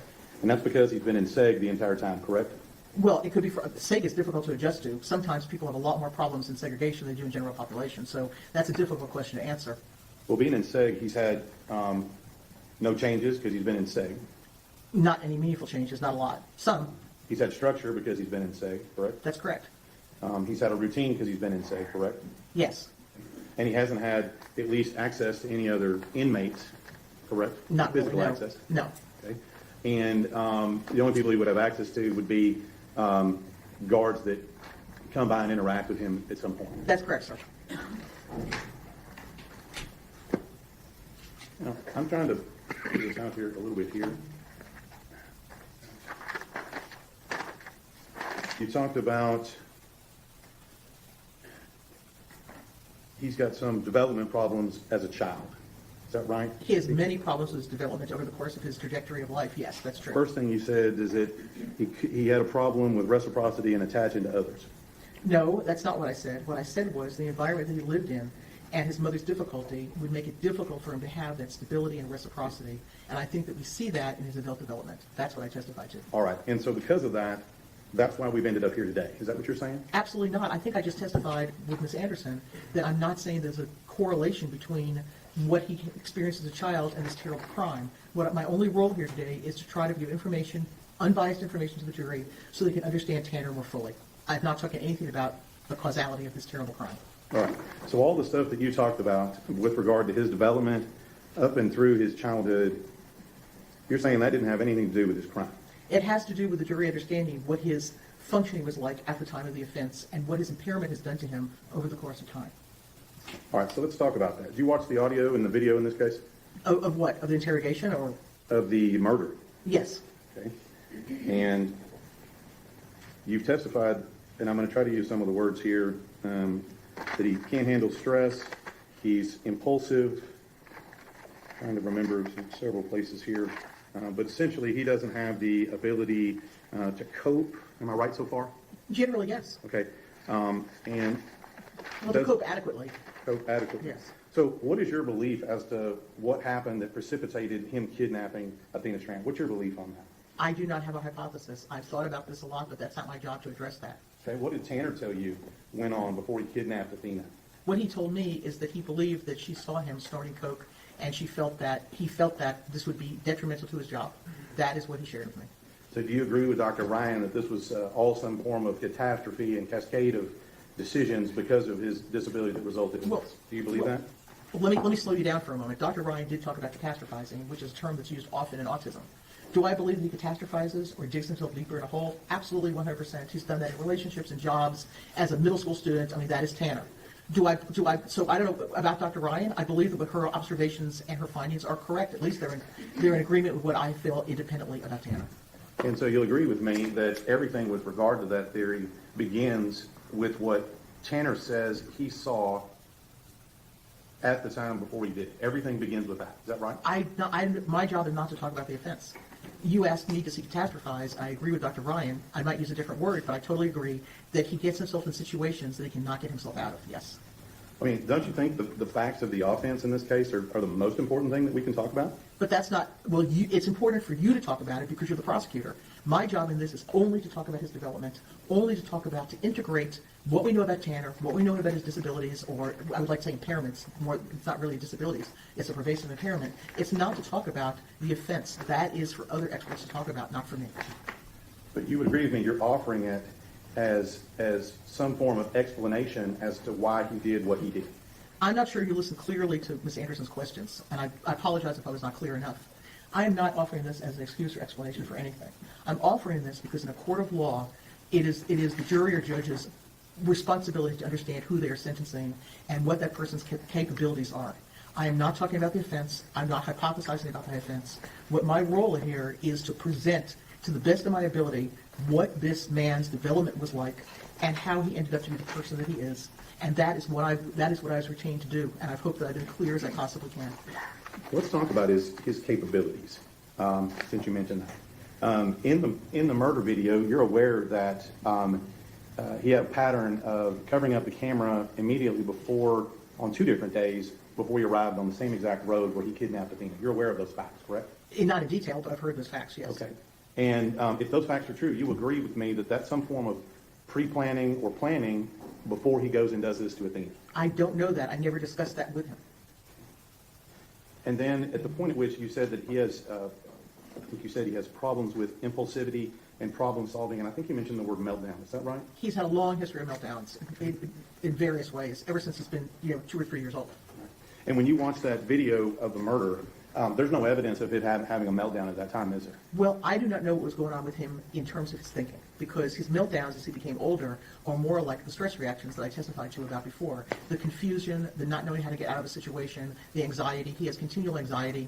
So I don't know. I did not see behaviorally a meltdown, but I cannot say that he was not, in terms of his emotions and anxiety, was not having difficulties in figuring out how to handle a situation. I don't know that. Well, where did you see on that video of the kidnapping murder that he was confused? Again, let me say that I did not see that he was confused.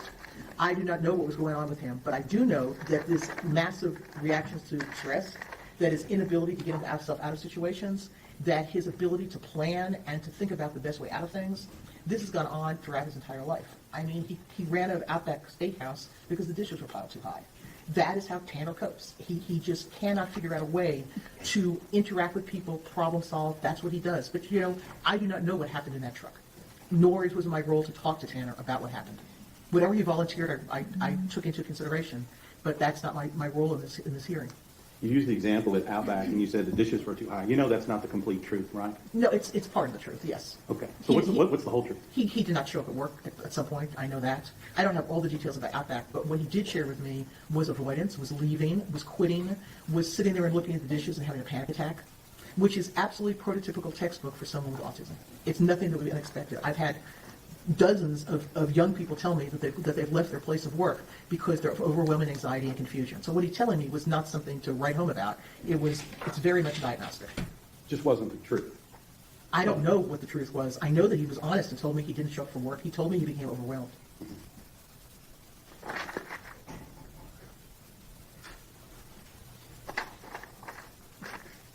You said he has problems with problem solving and low process speed. Did I read that correctly? Slow processing speed, yes.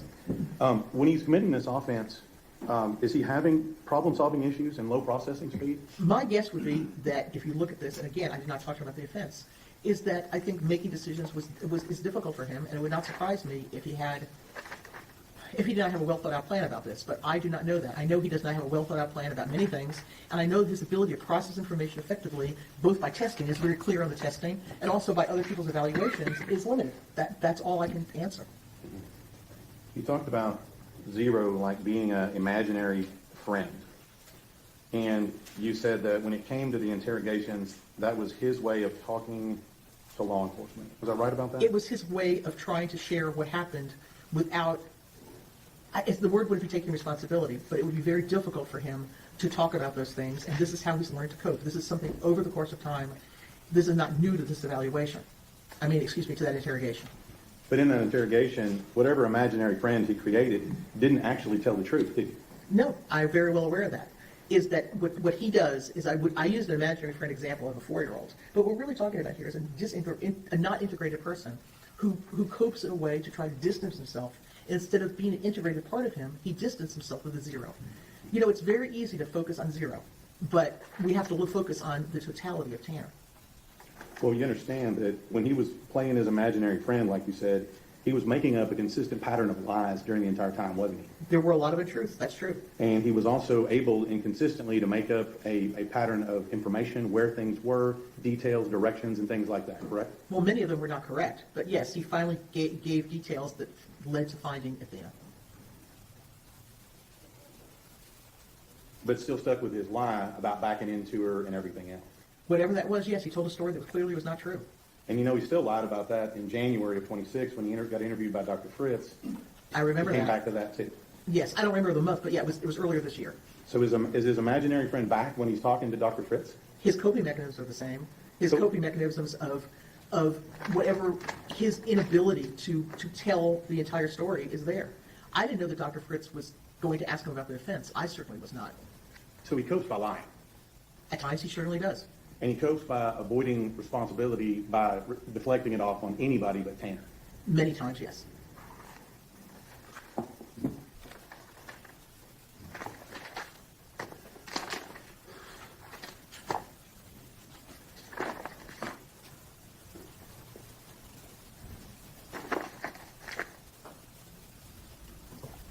I think you mentioned before talking about theory of mind, and I believe you said, and correct me if I'm wrong here. Certainly. It's a problem with person having an understanding of other people's mental states, desires, intentions, emotions, things of that nature. Is that right? I wish I was that articulate. You did that very well. Well, I'm repeating what you said. So. I said that? Yeah. Oh, that was good. I'm proud of myself. Yeah, it's a difficulty in perceiving how other people perceive you, and a difficulty in understanding like your own emotions. So it's this whole thing about how you perceive others and how they perceive you. Right. And so when I look at that is that's also how you understand other people perceive you. Right? Are you talking about me personally? No. In this particular, when you're talking about here, it's also when a person like you're talking about the theory of mind, it's also their understanding of how other people perceive them. Yes, there's a lack of understanding about how my actions would be perceived by you. Right. Right. And so I guess in that role, when I watched the first part of the kidnapping video, you'll agree with me that Tanner Horner knew that Athena would be upset, and that's why he covered her mouth to keep her from screaming. I know that he covered her mouth to keep her from screaming, and I'm sure that he knew that she would be upset. Right. And he knew that he was taking her to that first location where he stopped and calmed her down and talked to her the entire time. I do not know what was going through his mind. I cannot answer that because I don't know about the first location. I do not know the actual specifics that you might be addressing. Okay. You didn't ask Tanner about it? No, I did not. That was not my role. Now, we talked about, I think you said that Tanner has difficulties in functioning in the outside world. Well, yes, he does. He has marked inadequacies. So things like having a relationship, job, friends, social life, being a parent, those are all problems for him. All of them, yes. But you'll agree with me that he had a job operating a FedEx truck for almost a year total, right? Isn't that right? If you count, I guess, the two different contracts. Yeah. Yeah. And so in doing that job, he would have to operate the more simple task of operating a vehicle, right? But he would also have to operate it in a rural environment, correct? Many of his roots were rural, yes. He would Yeah, also have to operate a GPS and operate package delivery, things of that nature, correct? Probably so. And you saw in the video where he's operating the FedEx device to be able to scan and deliver packages, correct? Right. And he's doing all of that, and you don't see him having any problems doing all of that, do you? Well, this is what I do know. He does all of those things. But when he changed the routes, he had really an internal breakdown. He had tremendous anxiety. He could not get to work on time. He had all kinds of other problems. So I don't know. I'm not saying Tanner has an average IQ. He is able to use a FedEx scanner. There's no doubt about it. My mail guy is able to do whatever he does with the mail, but he can't drive a truck because he has some kind of disability or impairment of some type. So, yes, of course, no one has ever said that this is an intellectual disability. Let me be very clear to the jury. Tanner is not intellectually disabled, which is what makes this case so complicated for everybody to consider. This is not, in the old days we called it mental retardation. That's not what we're talking about here. We're talking about a complex neurodevelopmental syndrome. Ma'am, I'm going to stop you Yes. right there. Let me just go back to this here.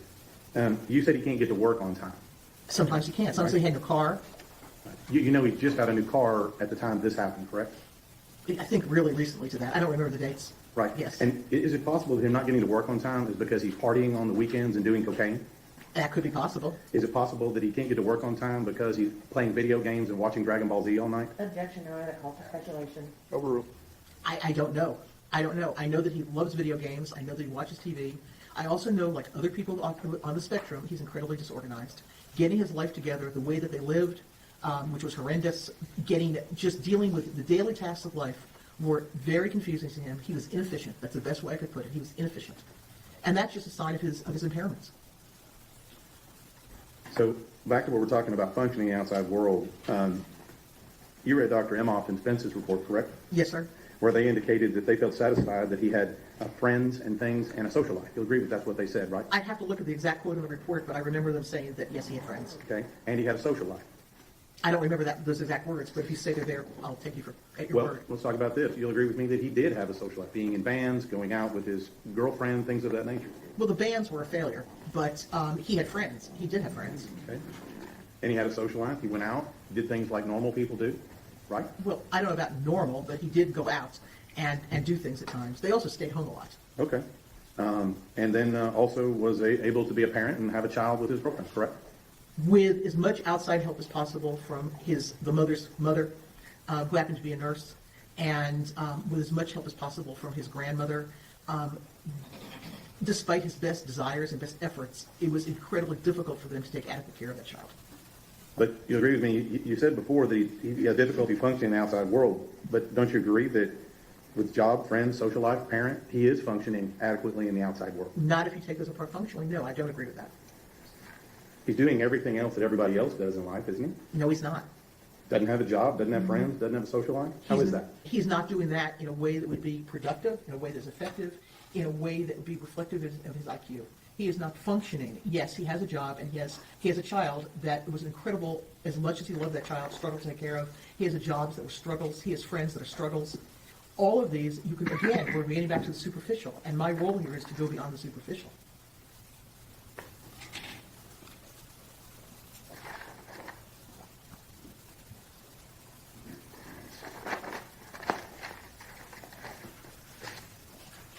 So you talked about a little bit about his development, that he needed interventions and things of that nature. Is That's that right? correct, sir. Okay. And again, and with regard to interventions, are you saying that if we had had those interventions, we wouldn't be here today? Is that what you're saying? I think there's a possibility, yes, I do. I think that Tanner would have taken a very different developmental trajectory had he had the services that he desperately needed when he was young. So what he did in this case, the one thing I noticed you didn't mention is, did you ask him about what he did to Athena sexually? He brought it up very generally, and I did not want to go into the offense, so he told me minimal. Okay. So if he's catastrophizing, as Dr. Ryan said, and you seem to agree with that, that is his propensity, but he stops off in the middle and gratifies himself sexually in the middle? I don't know if he gratified himself sexually. I really do not know. He mentioned one thing about it, and I did not go on with that because that was not my role to do. What did he mention about it? He said that he could not get an erection. That would imply that he was trying to. Yes, Did you read the DNA results? I know the DNA results, that his DNA was found on her. I know that. Yeah. You know where it was found on? Your Honor, mischaracterization. making the characterization of the evidence within the record. I don't, Wait, rephrase your question. Just, she said she knew it was found on her. I just want to know if she knows where it was found. Go on. ahead. Where was it found? Where was it found on? I don't have the specifics, no. I can't answer that question, I don't know.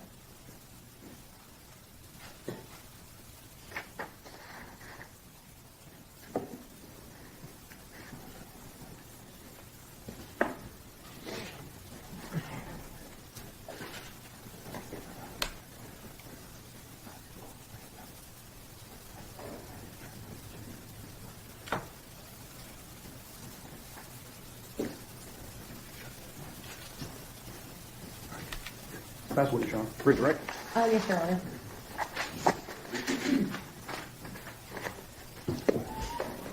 Dr. Pons, the state asked you about the video of the offense and specifically about putting a sticky note up on camera. Correct. Once that sticky note is up on that camera, can you see what happens? Some of it, I can see him. But after he puts the cover on the camera, No, can't see what's going on in there. So the state is asking you to make a lot of assumptions on what is going on at that time. that's correct. Are you able to state whether or not Tanner was having a meltdown when you can't physically see him? No, I hope I was clear. I'm not testifying or hypothesizing or assuming what happened in that truck. So if anybody were to get up on the stand and say, I don't see evidence of a meltdown, I do see evidence of a meltdown, I do see this, I don't see that, are all of those just based on assumptions, They're all based on assumptions. but no evidence? That's correct. With regards to this grand criminal scheme and plan that Tanner is supposedly engaging in, would it make more sense for him to cover the camera before he abducted Athena or after? Well, that's Tanner. It would have made much more sense for him to have the camera covered before any of this happened. But that didn't happen in this case. Certainly not. So if he were actually planning to do something like this, would it make more sense to have covered the camera beforehand? Oh, without a doubt. With regards to Zero, you had stated that Zero was a coping mechanism. How important, or how does Zero tie into Tanner's propensity for avoidance? It is a prime example of a propensity for avoidance. Tanner's coping mechanism, based upon his developmental issues, based upon the way that he was raised, is avoidance. Whether it's smoking weed or watching movies, as the prosecutor stated, until whatever time in the morning, or playing video games, his life is complicated. Life is very stressful for Tanner, and escape and avoidance is how he's dealt with things throughout his life. That's what he knows, because he never learned any other way. Despite his grandmother's love for him, and despite everything, he just doesn't have that. Dr. Brahms, you were talking about intellectual disability. Is this case about intellectual disability? This is why this case is complicated. I think Ms. Anderson, an hour ago or more than that, I testified this case is not a simple case of, like, abuse. It'd be very simple to come in here and say his mother was in a gang, she beat him every day, and she gave him a gun, and then he killed somebody in a bar. That'd be really easy. This is not easy. Okay, he is not intellectually disabled. He is neurodevelopmentally impaired, and there's a very big difference. This case is not about intellectual disability. This case is about neurodevelopmental complexity. And Dr. Brahms, explain to the jury what intellectual disability is, just so we Okay. know what we're dealing with. Okay, well, IQ is on a scale. Okay, it's a bell curve. So what you have is you have this curve, and in the middle is an average IQ, which is 100. And that's fine to have an average IQ. It goes down by what we call standard deviations. So like an IQ of 85 is one standard deviation below normal. An IQ of 70 is two standard deviations below normal. In terms of going higher, a 115 is one standard above normal, and then a 130. And that's how the population is. Most people's IQs are between about 95 and about 90 and 110. Everybody's in there. And if you have an IQ between 90 and 110, you can live a very good life. You're just intellectually normal. Okay, Tanner's IQ is in that range. When we talk about developmental disabilities, in the olden days we called it mental retardation, you would have to have an IQ of below 70. In a court of law, to be deemed intellectually disabled, which is a legal term, you would have to have an IQ in that 70 range, and, this is very important, like Tanner, have difficulties with adaptive daily functioning. Tanner has marked difficulties with adaptive functioning. If I had not known his IQ, okay, which I do because he was tested, and I just spoke to him and learned what he did in his daily life, I would estimate his IQ to be lower than what was tested. Okay, that's how he functions as a lower. But he is not, in quotes, mentally retarded. This is not a case about that. It's a complex issue. Can someone have an active social life and still be impaired? Of course, he did. Can someone go out to the movies, the bar, restaurants, and still be impaired? Yes, Can someone have friends and still be impaired? of course. Can someone be a parent and still be impaired? It's hard, but yes, you could still actually have a child, but it's difficult to do the complexities of parenting. Can you drive a car, deliver a package, hold down a job, and still be impaired? Well, getting back to the intellectual disability, there are many people who have IQs close to that developmentally delayed, in quotes, mentally retarded range, and they're serving you, they're cleaning the floors of McDonald's, and they're absolutely fine because they can do that type of simple, repetitive work. So just because you have an impairment doesn't mean that you can't work. It's how that impairment affects your functioning in real life. And Dr. Brahms, you had used the phrase, go beyond the superficial. Yes. What did you mean by that? I meant just what I testified to is that it is, okay, if we take a clinical situation, if you go take your child to a therapist, that therapist better go beyond the superficial or you should not come back because they need to get to the core of what is going on, not just the behaviors. In terms of forensic responsibilities, it's my responsibility to go. Anybody can say he had a job. You can say you don't have to have a PhD, Ms. Anderson, to say that he had a job, or that he had a baby, or that he had a girlfriend, or that he had friends. The question is, what were those like? You mentioned going to a bar. He kept saying things at bars that would really aggravate people, and he thought he was funny. He wasn't. But did he go to the bar? Yes. Was he socially appropriate and made tons of friends? No.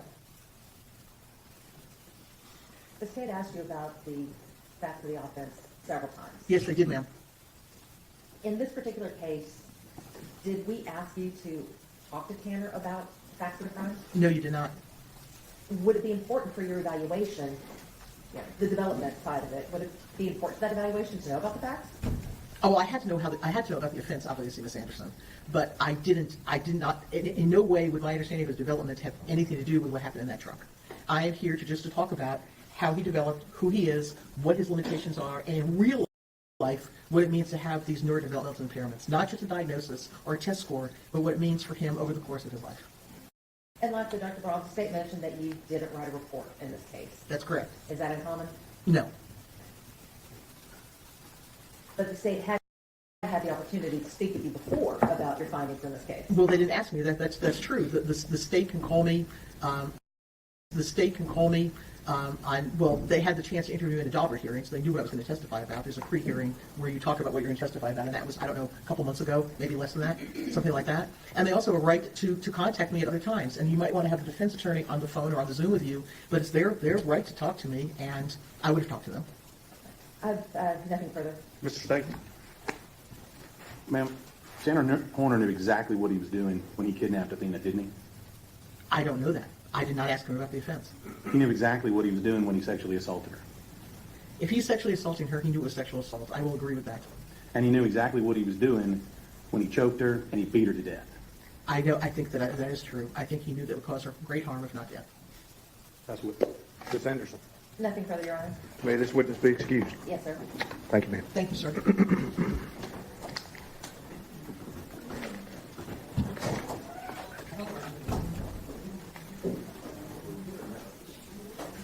Your Honor, ladies and gentlemen, the jury, the defense rests.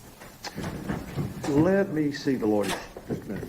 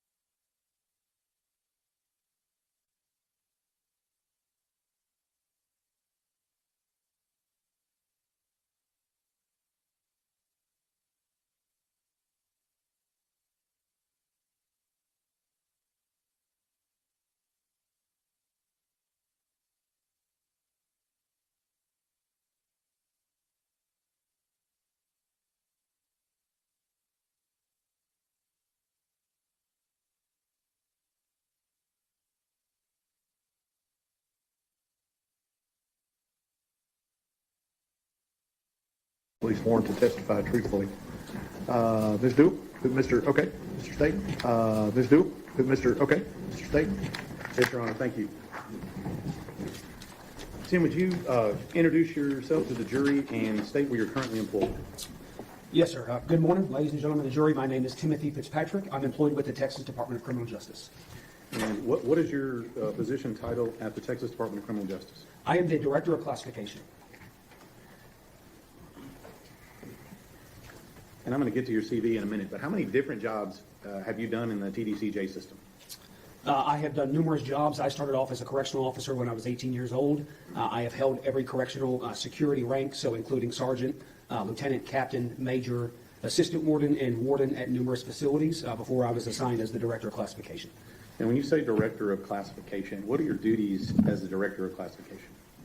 Sure. So just at a high level, those duties include and begin with the admission of all convicted felons in the state of Texas. So we have 254 counties in Texas. When someone is convicted of a crime and sentenced to the Texas prison system to serve their sentence, I have a department that begins with receiving all of that documentation from the courts. We review and certify that documentation, and then we schedule them for admittance into our custody. We are then responsible for all the physical admission. So when someone arrives at one of our intake facilities, we conduct intake processing, which is a 30-day comprehensive process that we put them through. We are responsible for all time calculations, so making sure that the intent of the court and what someone is sentenced to is calculated correctly based on all of the court documentation. We assign every inmate that is received to one of our 104 prisons in the state of Texas. So they are spread throughout the entire state, and we have to make decisions on where to best assign those individuals once they get to our custody. Once they're at the facility that they're assigned to, we make decisions on housing, job placement, and things of that nature. We also process all releases at the very end. So essentially the way I like to describe it is it's incarceration from A to Z. It starts at the very beginning before they even get to us while they're in the county, and it ends the day they go out the door. So we are involved from start to finish. All right. And in this particular position, does that also include the Polinsky unit or death row in Livingston, Texas? Yes, sir, it does. All right. And how long have you been doing this particular Director of Classification job? I've been the Director of Classification for about 4.5 years. And in this particular capacity, how many people do you manage in this position? My division particularly has a little over 2,000 employees for the state. And when we talk about, I'm going to use the term staff, is staff, is that term defined, is that just prison guards in the TDCJ system, or who is that? No, sir. We have a wide array of public servants who work within our prison system, so it's not just the correctional officers. All right. So what other kinds of people would be considered as staff in the TDCJ system? Sure. So we have staff that work, like I said earlier, in the classification and intake departments. Those folks do not wear uniforms like our correctional officers. We have maintenance personnel. We have employees that work in the commissaries. So there is folks, all kinds of support functions that have to operate a prison system. And in addition to those people that are employed by the TDCJ system, are there other people who work in the system but are not technically TDCJ employees? Yes, yeah, we have a large base of contract employees, so all of our medical care is conducted by contract personnel. We also have the Wyndham School District that comprise all of our educational services for the prison system as well. So there's a lot of different contract employees that work inside the fence. And then what about volunteers? Do you have volunteers that participate in the TDCJ system? Yes, sir. We have about 29,000 or more volunteers that are approved to come into our prisons around the state. Okay. And as far as the things that they provide, is that things like clergy, teacher, things of that nature? Is that what they provide? Sure. So a lot of that volunteer base is for religious purposes. So you have different, whether it's a church group or religious organizations that have volunteers that come in. But also you'll see a lot of things like Alcoholics Anonymous, Narcotics Anonymous, anger management courses, things on how to be a better parent, things of that nature. So there's a lot of different organizations that have volunteers that spend their time to come in and try their best to help on that rehabilitation of the population. Now, what I'm going to do is talk to you a little bit about the classification of people that are in the prison system, as we talked about, and then the difference between people that are in the Polinsky unit, death row, okay? So let's start and focus on classification for people that are actually serving an actual sentence, okay? I'm familiar, there's a G scale that we classify those people on, correct? Yes, sir. And I'm just going to focus on two parts of that, just in the nature of brevity here. What's the difference between a G2 inmate and a G3 inmate? Sure. So just for the jury's understanding, G just stands for general population. And we have a scale, like he mentioned, it goes from G1 to G5. G5 being the worst, G1 being the very best.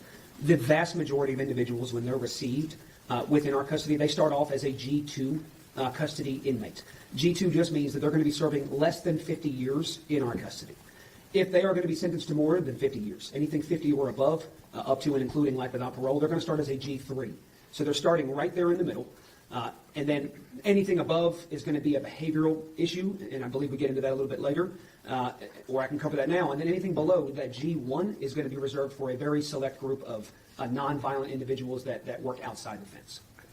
I want to talk about offenses and potentially some myths here.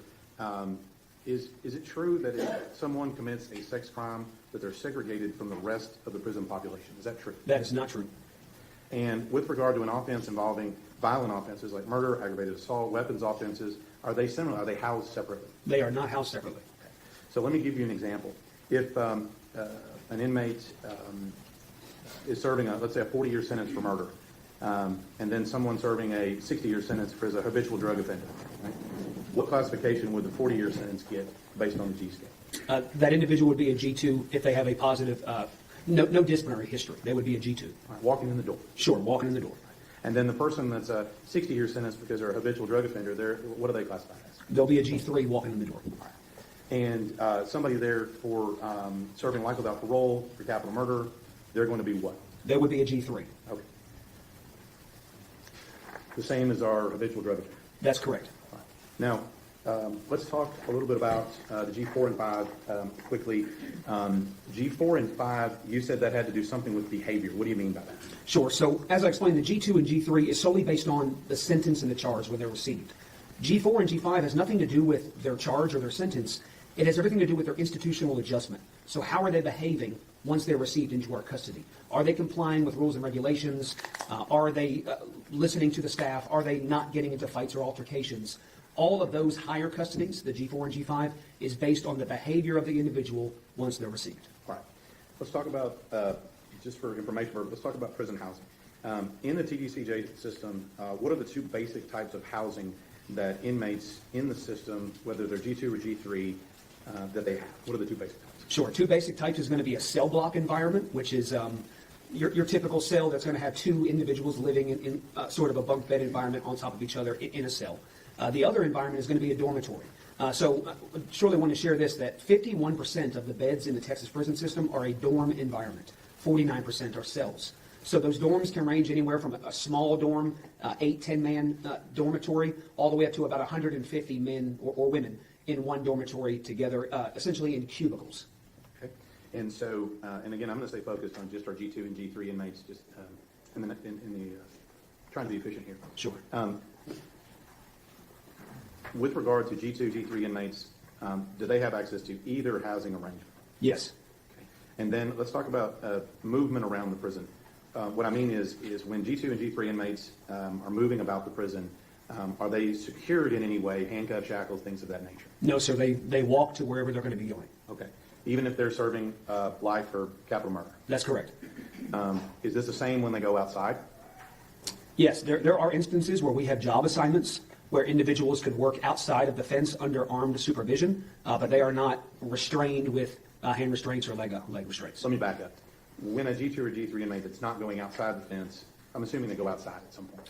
Recreation and things like that? Sure, yes. And during that time, is our G2, G3 inmates, are they chained or shackled or limited when they go outside? No, sir. Let's talk about meals. How does it work for those in either the dorm or the cell block environment? How does it work for them to go to meals? When it's time for a meal, the living area where they are at are notified for the meal time. They then walk 25 at a time down to the dining hall. Some dining halls hold around 100 individuals. Some hold up to 400 individuals in one dining hall together. So they go in groups of 25, but then once they arrive at the dining hall, it could be a much larger group that's eating together. And so this is the same whether you're serving 2 years for DWI or life without parole for a capital murder. That's correct. They would be in there together. Is that the same for church and medical? Does that work the same for both religious services and medical? Yes, it does. Same way. All right. You said something about jobs. Let me ask you, Are there inside the fence jobs available for inmates? Yes, the best way I like to describe this is to think of prison like a small city. And so inside of a city, you need every type of job, right? Folks that are going to be preparing and serving food, folks that are going to be fixing, doing plumbing work or other maintenance type jobs. So there is a vast array of jobs for the prison, for every single prison. And it is our goal to ensure that everyone is being as productive as possible while they're incarcerated. And so we do assign jobs to the fullest extent based on their medical considerations. Yep. And so is that, whether or not they have a job or not, is that limited by the type of offense they committed if they're a G2 or G3 inmate? There is very minimal limitations. Is it limited by the type of offense as far as violent or nonviolent? No, it's not. Is it limited by the type of offense, whether it's drugs or theft? It is not limited based on that. I'm going to talk a little bit about transport.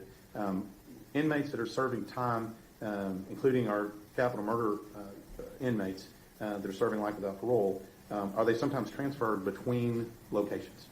Yes, we, as TDCJ has to make decisions on those placements around those 104 prisons, as I mentioned earlier, we move anywhere from 1,500 to 2,000 inmates a day on buses or vans all around the state of Texas, so they are moved frequently. And again, kind of the same similar question with regard to jobs. Is that movement, who you're moved with, limited by virtue of your offense? No, sir, it's only based on the custody, so when an individual, any individual G2 or G3 custody could be on a bus, and that's with up to 40 other inmates traveling together on the road. We talked a little bit about medical treatment. Who provides all the medical care for the Texas inmates? So we have two university partners. So the University of Texas Medical Branch provides the vast amount of medical services and mental health services for the entire eastern and southern part of the state of Texas. And then the northwestern part is provided by Texas Tech University. Talked about housing, jobs. Let's talk a little bit about commonly, how does visitation work with people serving a sentence in the Texas prison system? So we have two different main forms of visitation. We call them contact visitation and non-contact visitation. And somebody serving in a G2 or G3 status, like we talked about, are they available to have contact visitation? Yes, they are. And what does that look like for those of us who are fortunately not presently in the prison system? Sure. So many of them are around a room this size. And within the room, you would have multiple small tables. It could be round or square tables. And the family members, whoever that might be that's coming to visit, including children, would come in and sit at those tables around the whole room. And then the inmate would come into the room and they would sit. I mean, it's contact. So they're allowed to hug. They're allowed to hold hands. They're at the table with the person that's coming to visit them in the room with the other visits that are happening simultaneously. Okay. And any limits on which G2 or G3 inmates are allowed to have this type of contact visitation in these rooms that you're describing? There are no limits as long as the visitors are on their visitation list and meet the policy. Now, what process is in place to kind of warn these civilians that are coming in there as to who's sitting at the table next to them? What process is in place to let them know who's sitting around them? There is no process for that. So the children and other people in the room, they're not made aware of who else is visiting them and what they did? That is going to be protected information, essentially, so security type information, so we would not be able to tell other families the charge or the sentence of the individual sitting potentially right next to them at the other table. And typically, how many guards are there in the room? 1 to 2 correctional officers in the room. Let's talk about other services available to people in G2, G3 status. What type of things, for example, like entertainment, TV, internet, what types of things are available to those G2, G3 inmates in the prison system? Sure. So almost every living area has what we call a day room area. It's just a common area where there's televisions. They can watch television throughout the majority of the day. They do have access to computers through different educational programs and college courses. The internet access is going to be very, very restricted based on the type of program or course that they're going through. So there is not just internet access for the population. And then they also are provided tablets. So they get a tablet that they are able to get their mail on digitally. They are able to read books on those tablets, send messages back and forth to folks that are outside of prison. They have games, music, books, everything else on those tablets as well. And that's for all G2, G3 inmates, including people serving life without parole. That's correct. Now, we talked a little bit about volunteers that are in the prison system. With regard to these volunteers, kind of a similar question to visitation. Is there any type of divider between these volunteers and the inmates. There is no divider. And so, for example, if we're having a religious service, is there any process to make the volunteers aware of the people that are in the same room with them? No, sir. Those volunteers come in, and let's say they are going to do a church service on Sunday morning. We do what's called an all call, so we go to each living area and say, anyone that wants to come to this church service at 9 a.m., come on out and go down to whether it's a chapel or a gym area. It's just a little different based on the infrastructure of every facility. But once everyone gets down there could be hundreds of individuals in that room at one time for that service. The volunteers are not made aware of every single convicted felon in that room and what their charges are, and they interact and mingle amongst the population. Let's talk about commissary. A lot of people may not know what that means, but give us just kind of a general description of what is commissary. Sure. So way to think about commissary is just a store within the prison. They have spend limits based on their custody. So G2 and G3 inmates can spend $105 every 2 weeks within the commissary. They can buy all different kinds of food, drink items, shoes, different small appliances. We sell alarm clocks, fans, things of that nature. So there's a lot of different items, hygiene products and things like that are for sale. And is that limited between G2, G3 inmates, It is not limited. No. including someone who may be serving life without parole for capital murder? They would have access to all those items.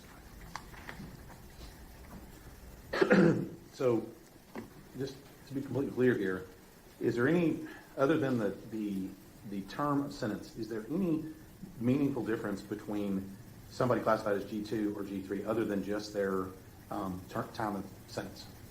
The only real difference is when you look at basic prison life is going to be a slight difference in the job that they can be assigned to. So a G2 can have essentially any job in the prison setting. A G3 can have any job unless it has access to multiple areas of the prison. So a quick example is a G3 inmate could not work in maintenance because they might have to go and fix a shower on one side of the prison and then fix a toilet on the other side of the prison. So that's multiple areas. But that G3 could work in the kitchen because that's one area, or the industry building. So they surely still have jobs. It's just a small variance on the type of job that they can be assigned. You talked about G4 and G5 inmates, and that is changes due to behavior. That is correct. And when somebody has that type of disciplinary issue, would that cause potentially their classification to change? Yes, that is possible. And for example, let me just give you an example. If a G3 inmate, let's say, commits a minor assault, one that doesn't require extensive medical care, is that something that they would have potentially a classification change? Sure. So if someone commits an assault of that nature, a disciplinary infraction would be written. They would go before a disciplinary hearing officer, and if they were found guilty, they would then come before the unit classification committee. So it's a 3-panel committee who would make a decision on whether or not their custody needed to be downgraded. So they could be downgraded to G4 or G5 if it was more egregious, or remain at their current custody if the panel thought that it was not a significant concern. So there's a possibility that one could assault a guard or inmate or staff, but not even lose their classification. That is possible if it was not serious in nature. Let's say they do lose their classification. What's the process for that to be reviewed and changed at a later date? Sure. So if today somebody is downgraded to a higher custody, they have an automatic review date at the 6-month date of their downgrade. So 6 months later, they would come back before that committee again. We would reevaluate how they've behaved through those 6 months and then make a new determination on if they're going to be promoted or remain where they're at. And so once that's complete and they get their review, is the inmate then allowed back to the same access they had before? Yes, if they are promoted, they go back to that same access that they had prior to the disciplinary. And is it possible that somebody could commit multiple disciplinary infractions, including assault, over a long period of time and simply just move back and forth every 6 months between their classifications? Yes, sir. It happens often. It's very fluid. So a classification is a very fluid process, and we do see that often where individuals violate rules and regulations, get downgraded, get promoted again, get given another chance, and then continue down that path of negative institutional adjustment. So we do see that often. I'm going to talk to you just briefly about, I think it's called restrictive housing. Sure. These would be people that are, I would assume, are G5 inmates, is that right? No, sir. Restrictive housing is actually above G5. So it's a more secure housing environment that is above the general population. And is that based upon the offense you commit when you come into prison or something you do while you're in prison? It could be a culmination of both. So there's only 3 reasons why we place individuals into restrictive housing. This makes up a very small portion of the Texas prison population, about 1.8%. They have to be a confirmed member of one of our security threat groups or gangs. These are one of our this is not a street gang. These are organized prison gangs. They have to be a member of one of those 5 gangs. Number 2 is they have to be a current escape risk. Or they have to be a current significant threat to prison operations. So this is someone who has consistently displayed aggressive behavior towards staff or other inmates. So they have to fall into one of those 3 categories. So it doesn't necessarily have anything to do with what offense they committed on the outside?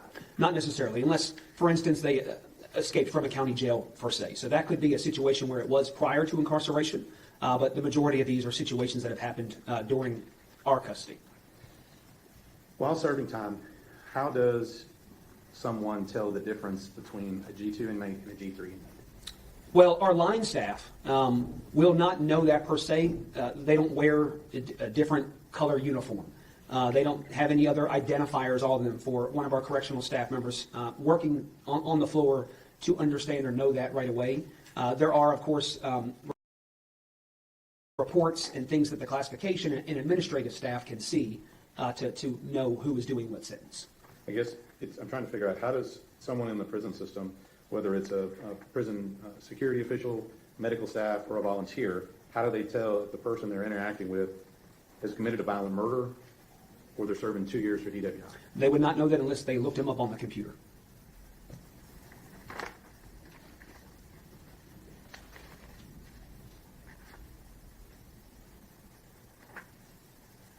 Let's talk a little bit about behavior management. You talked about how people have reviews in a committee and things. In your experience, what's the best motivator for people to act right in prison? In my experience, the very best motivator is going to be the possibility of parole. All right. So the hope of getting out. That's right. Hope is a critical piece that we try to tap into through management and rehabilitation. But yes, someone's ability, knowing that they have a parole review coming up sometime in the future, is a keen driving factor behind positive behavior. Just in general, is prison a stressful environment? I think that could be a very good way to put it. It is inherently negative, right? You have an environment where you have thousands of people who don't want to be there. And so, yes, it can be stressful. It can be a negative environment. That's something that we have to manage daily. Now, I'm just going to talk about a little bit how the prison system interacts with the inmates. Do inmates have any direct control over where they live and who they live with? No, they do not. Do they have control over the type of housing that they may have? You said it was dorm or cell block. Do they have any control over that? They do not. And then with regard to inmates serving a sentence, what is the possibility that their living arrangements may change? It is very possible. Earlier I spoke about the fluidity of classification, but it goes deeper than that. So each of our prisons have different missions, right? Whether it's a security reason, a medical reason, a treatment reason, there are a large amount of reasons why someone could be moved internally within a prison or to another prison altogether. So that is something at the state classification level that we monitor on a daily basis and then make those decisions on those 1,500 plus moves a day around the state. So with regard to prison life, is it possible that an inmate's location within the actual unit they're in, is it possible that may change? Yes, sir. Is it possible that who they are housed with in a dorm, is it possible that changes? Yes, sir. I think I already asked you this, but I want to make sure. Is it possible that they may be in Beaumont one day and in Wichita Falls the next? Yes, sir, that is possible. And that's just based upon what the prison system decides is in the best interest of population and efficiency. That's correct. Yeah. And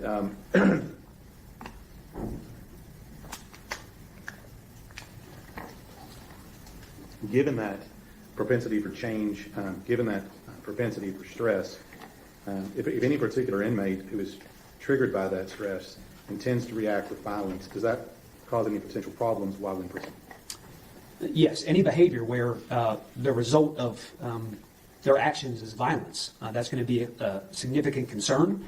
It's a concern for my staff. It's a concern for the other prisoners that are incarcerated around that individual. So, yes, the manner in which somebody reacts to their environment, especially if that reaction is violent in nature, that is going to be a concern. And then secondarily, in the prison system, you said there's, I think you used the term infraction, is that right? Yes, sir. And can you just give us the 10-cent version of the types of things that may be infractions? Sure. So you have on the low end things like they're not in the right area, right? Or they're not listening to an order that's given to them from a correctional officer, or they're being disrespectful towards staff, things of that nature. All the way up to significant contraband possession, cell phones, drugs, weapons, escape attempts, serious assaults, homicides. It is the full array, again, kind of going back to just the way it is here in society. All those infractions that I listed, it's the same thing within prison, with, of course, more structure and expectations on the way they behave and manage their behavior within prison. And if you said talk about drugs, not to speak ill of the prison system, but there's still drugs in our Texas prison system, correct? That is a fact of life, yes, sir. And, for example, I asked you before, if an inmate is caught committing one of those infractions by a guard, and their default, because of whoever they are, is to resort to violence, does that cause any problems? Yes, it does. To your question, go ahead. Is that the same thing you described for somebody who reacts to stress and change? Is that the same type of problem? Yes, yes. Now, we kind of dispelled a couple of myths here. Is it true that there is a typical predator versus prey person or inmate in the prison system? Is that true? There is no mold for me or anyone in the correctional setting to say this person will or will not be a predator or prey. No. You just can't tell. It is case by case. Yes, sir. Now let's talk a little bit about, I talked about the Polinsky unit. Sure. And where is it located? I was a captain over death row at that facility. It is in Livingston, Texas. And so let's talk about a little bit of differences here. With regard to housing at the Polinsky unit in Livingston, is it the two different types of housing that we have in the normal prison system, or is it one type of housing? It is different and is one type. Okay. And then with regard, I'm going to ask you some of the similar questions here. Sure. With regard to the movement of inmates within that unit, how does that differ from the regular, say you're a G2 or G3 inmate that's serving time? So, like I explained earlier, for that movement going to and from the dining hall and things of that nature, there is nothing like that within the death row environment. So, anytime before someone is going to be taken out of their cell within death row, they are completely searched, strip searched. They are then they redress, restraints are applied, the door is open, and they're escorted out of their cell with two correctional officers at all time, taking them where they need to go, and they remain restrained the entire escort. And I'm going to kind of go through this quickly here. Is that the same for transport, medical, things of that nature? Does that remain the same for that? Yes, transport's completely different. They will never be on a bus. Anyone assigned to death row is going to be in a van, a secure van by themselves with vehicles in front of and possibly behind, following and chasing that vehicle.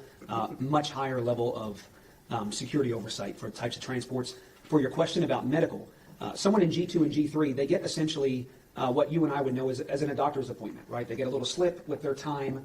They show that slip to the correctional staff, and they walk down to the unit medical department. You contrast that with death row. Those individuals, again, are restrained and escorted to that medical appointment. There's no one else around. The hallways are cleared, and that staff remains with that individual the entirety of the medical or mental health appointment. So they are not going down there alone. We talked about structure, routine, and change. Talk to us about the difference between structure, routine, and change between normal prison unit and the Polinsky unit in Livingston. Sure. So death row, by nature, is far more structured. It is they remain at that facility for the entirety of their incarceration up until that sentence is carried out. The structure of their movement is much different, as I just explained. So it is very different compared to the general population. Movement, the living area, they are in the cell by themselves. There's not a cellmate that's assigned to their cell. So everything about it is far more structured and a lot higher level of management and oversight. Pass the witness, Your Honor. Let's break for lunch, okay, and we'll start up at 1:30, all right?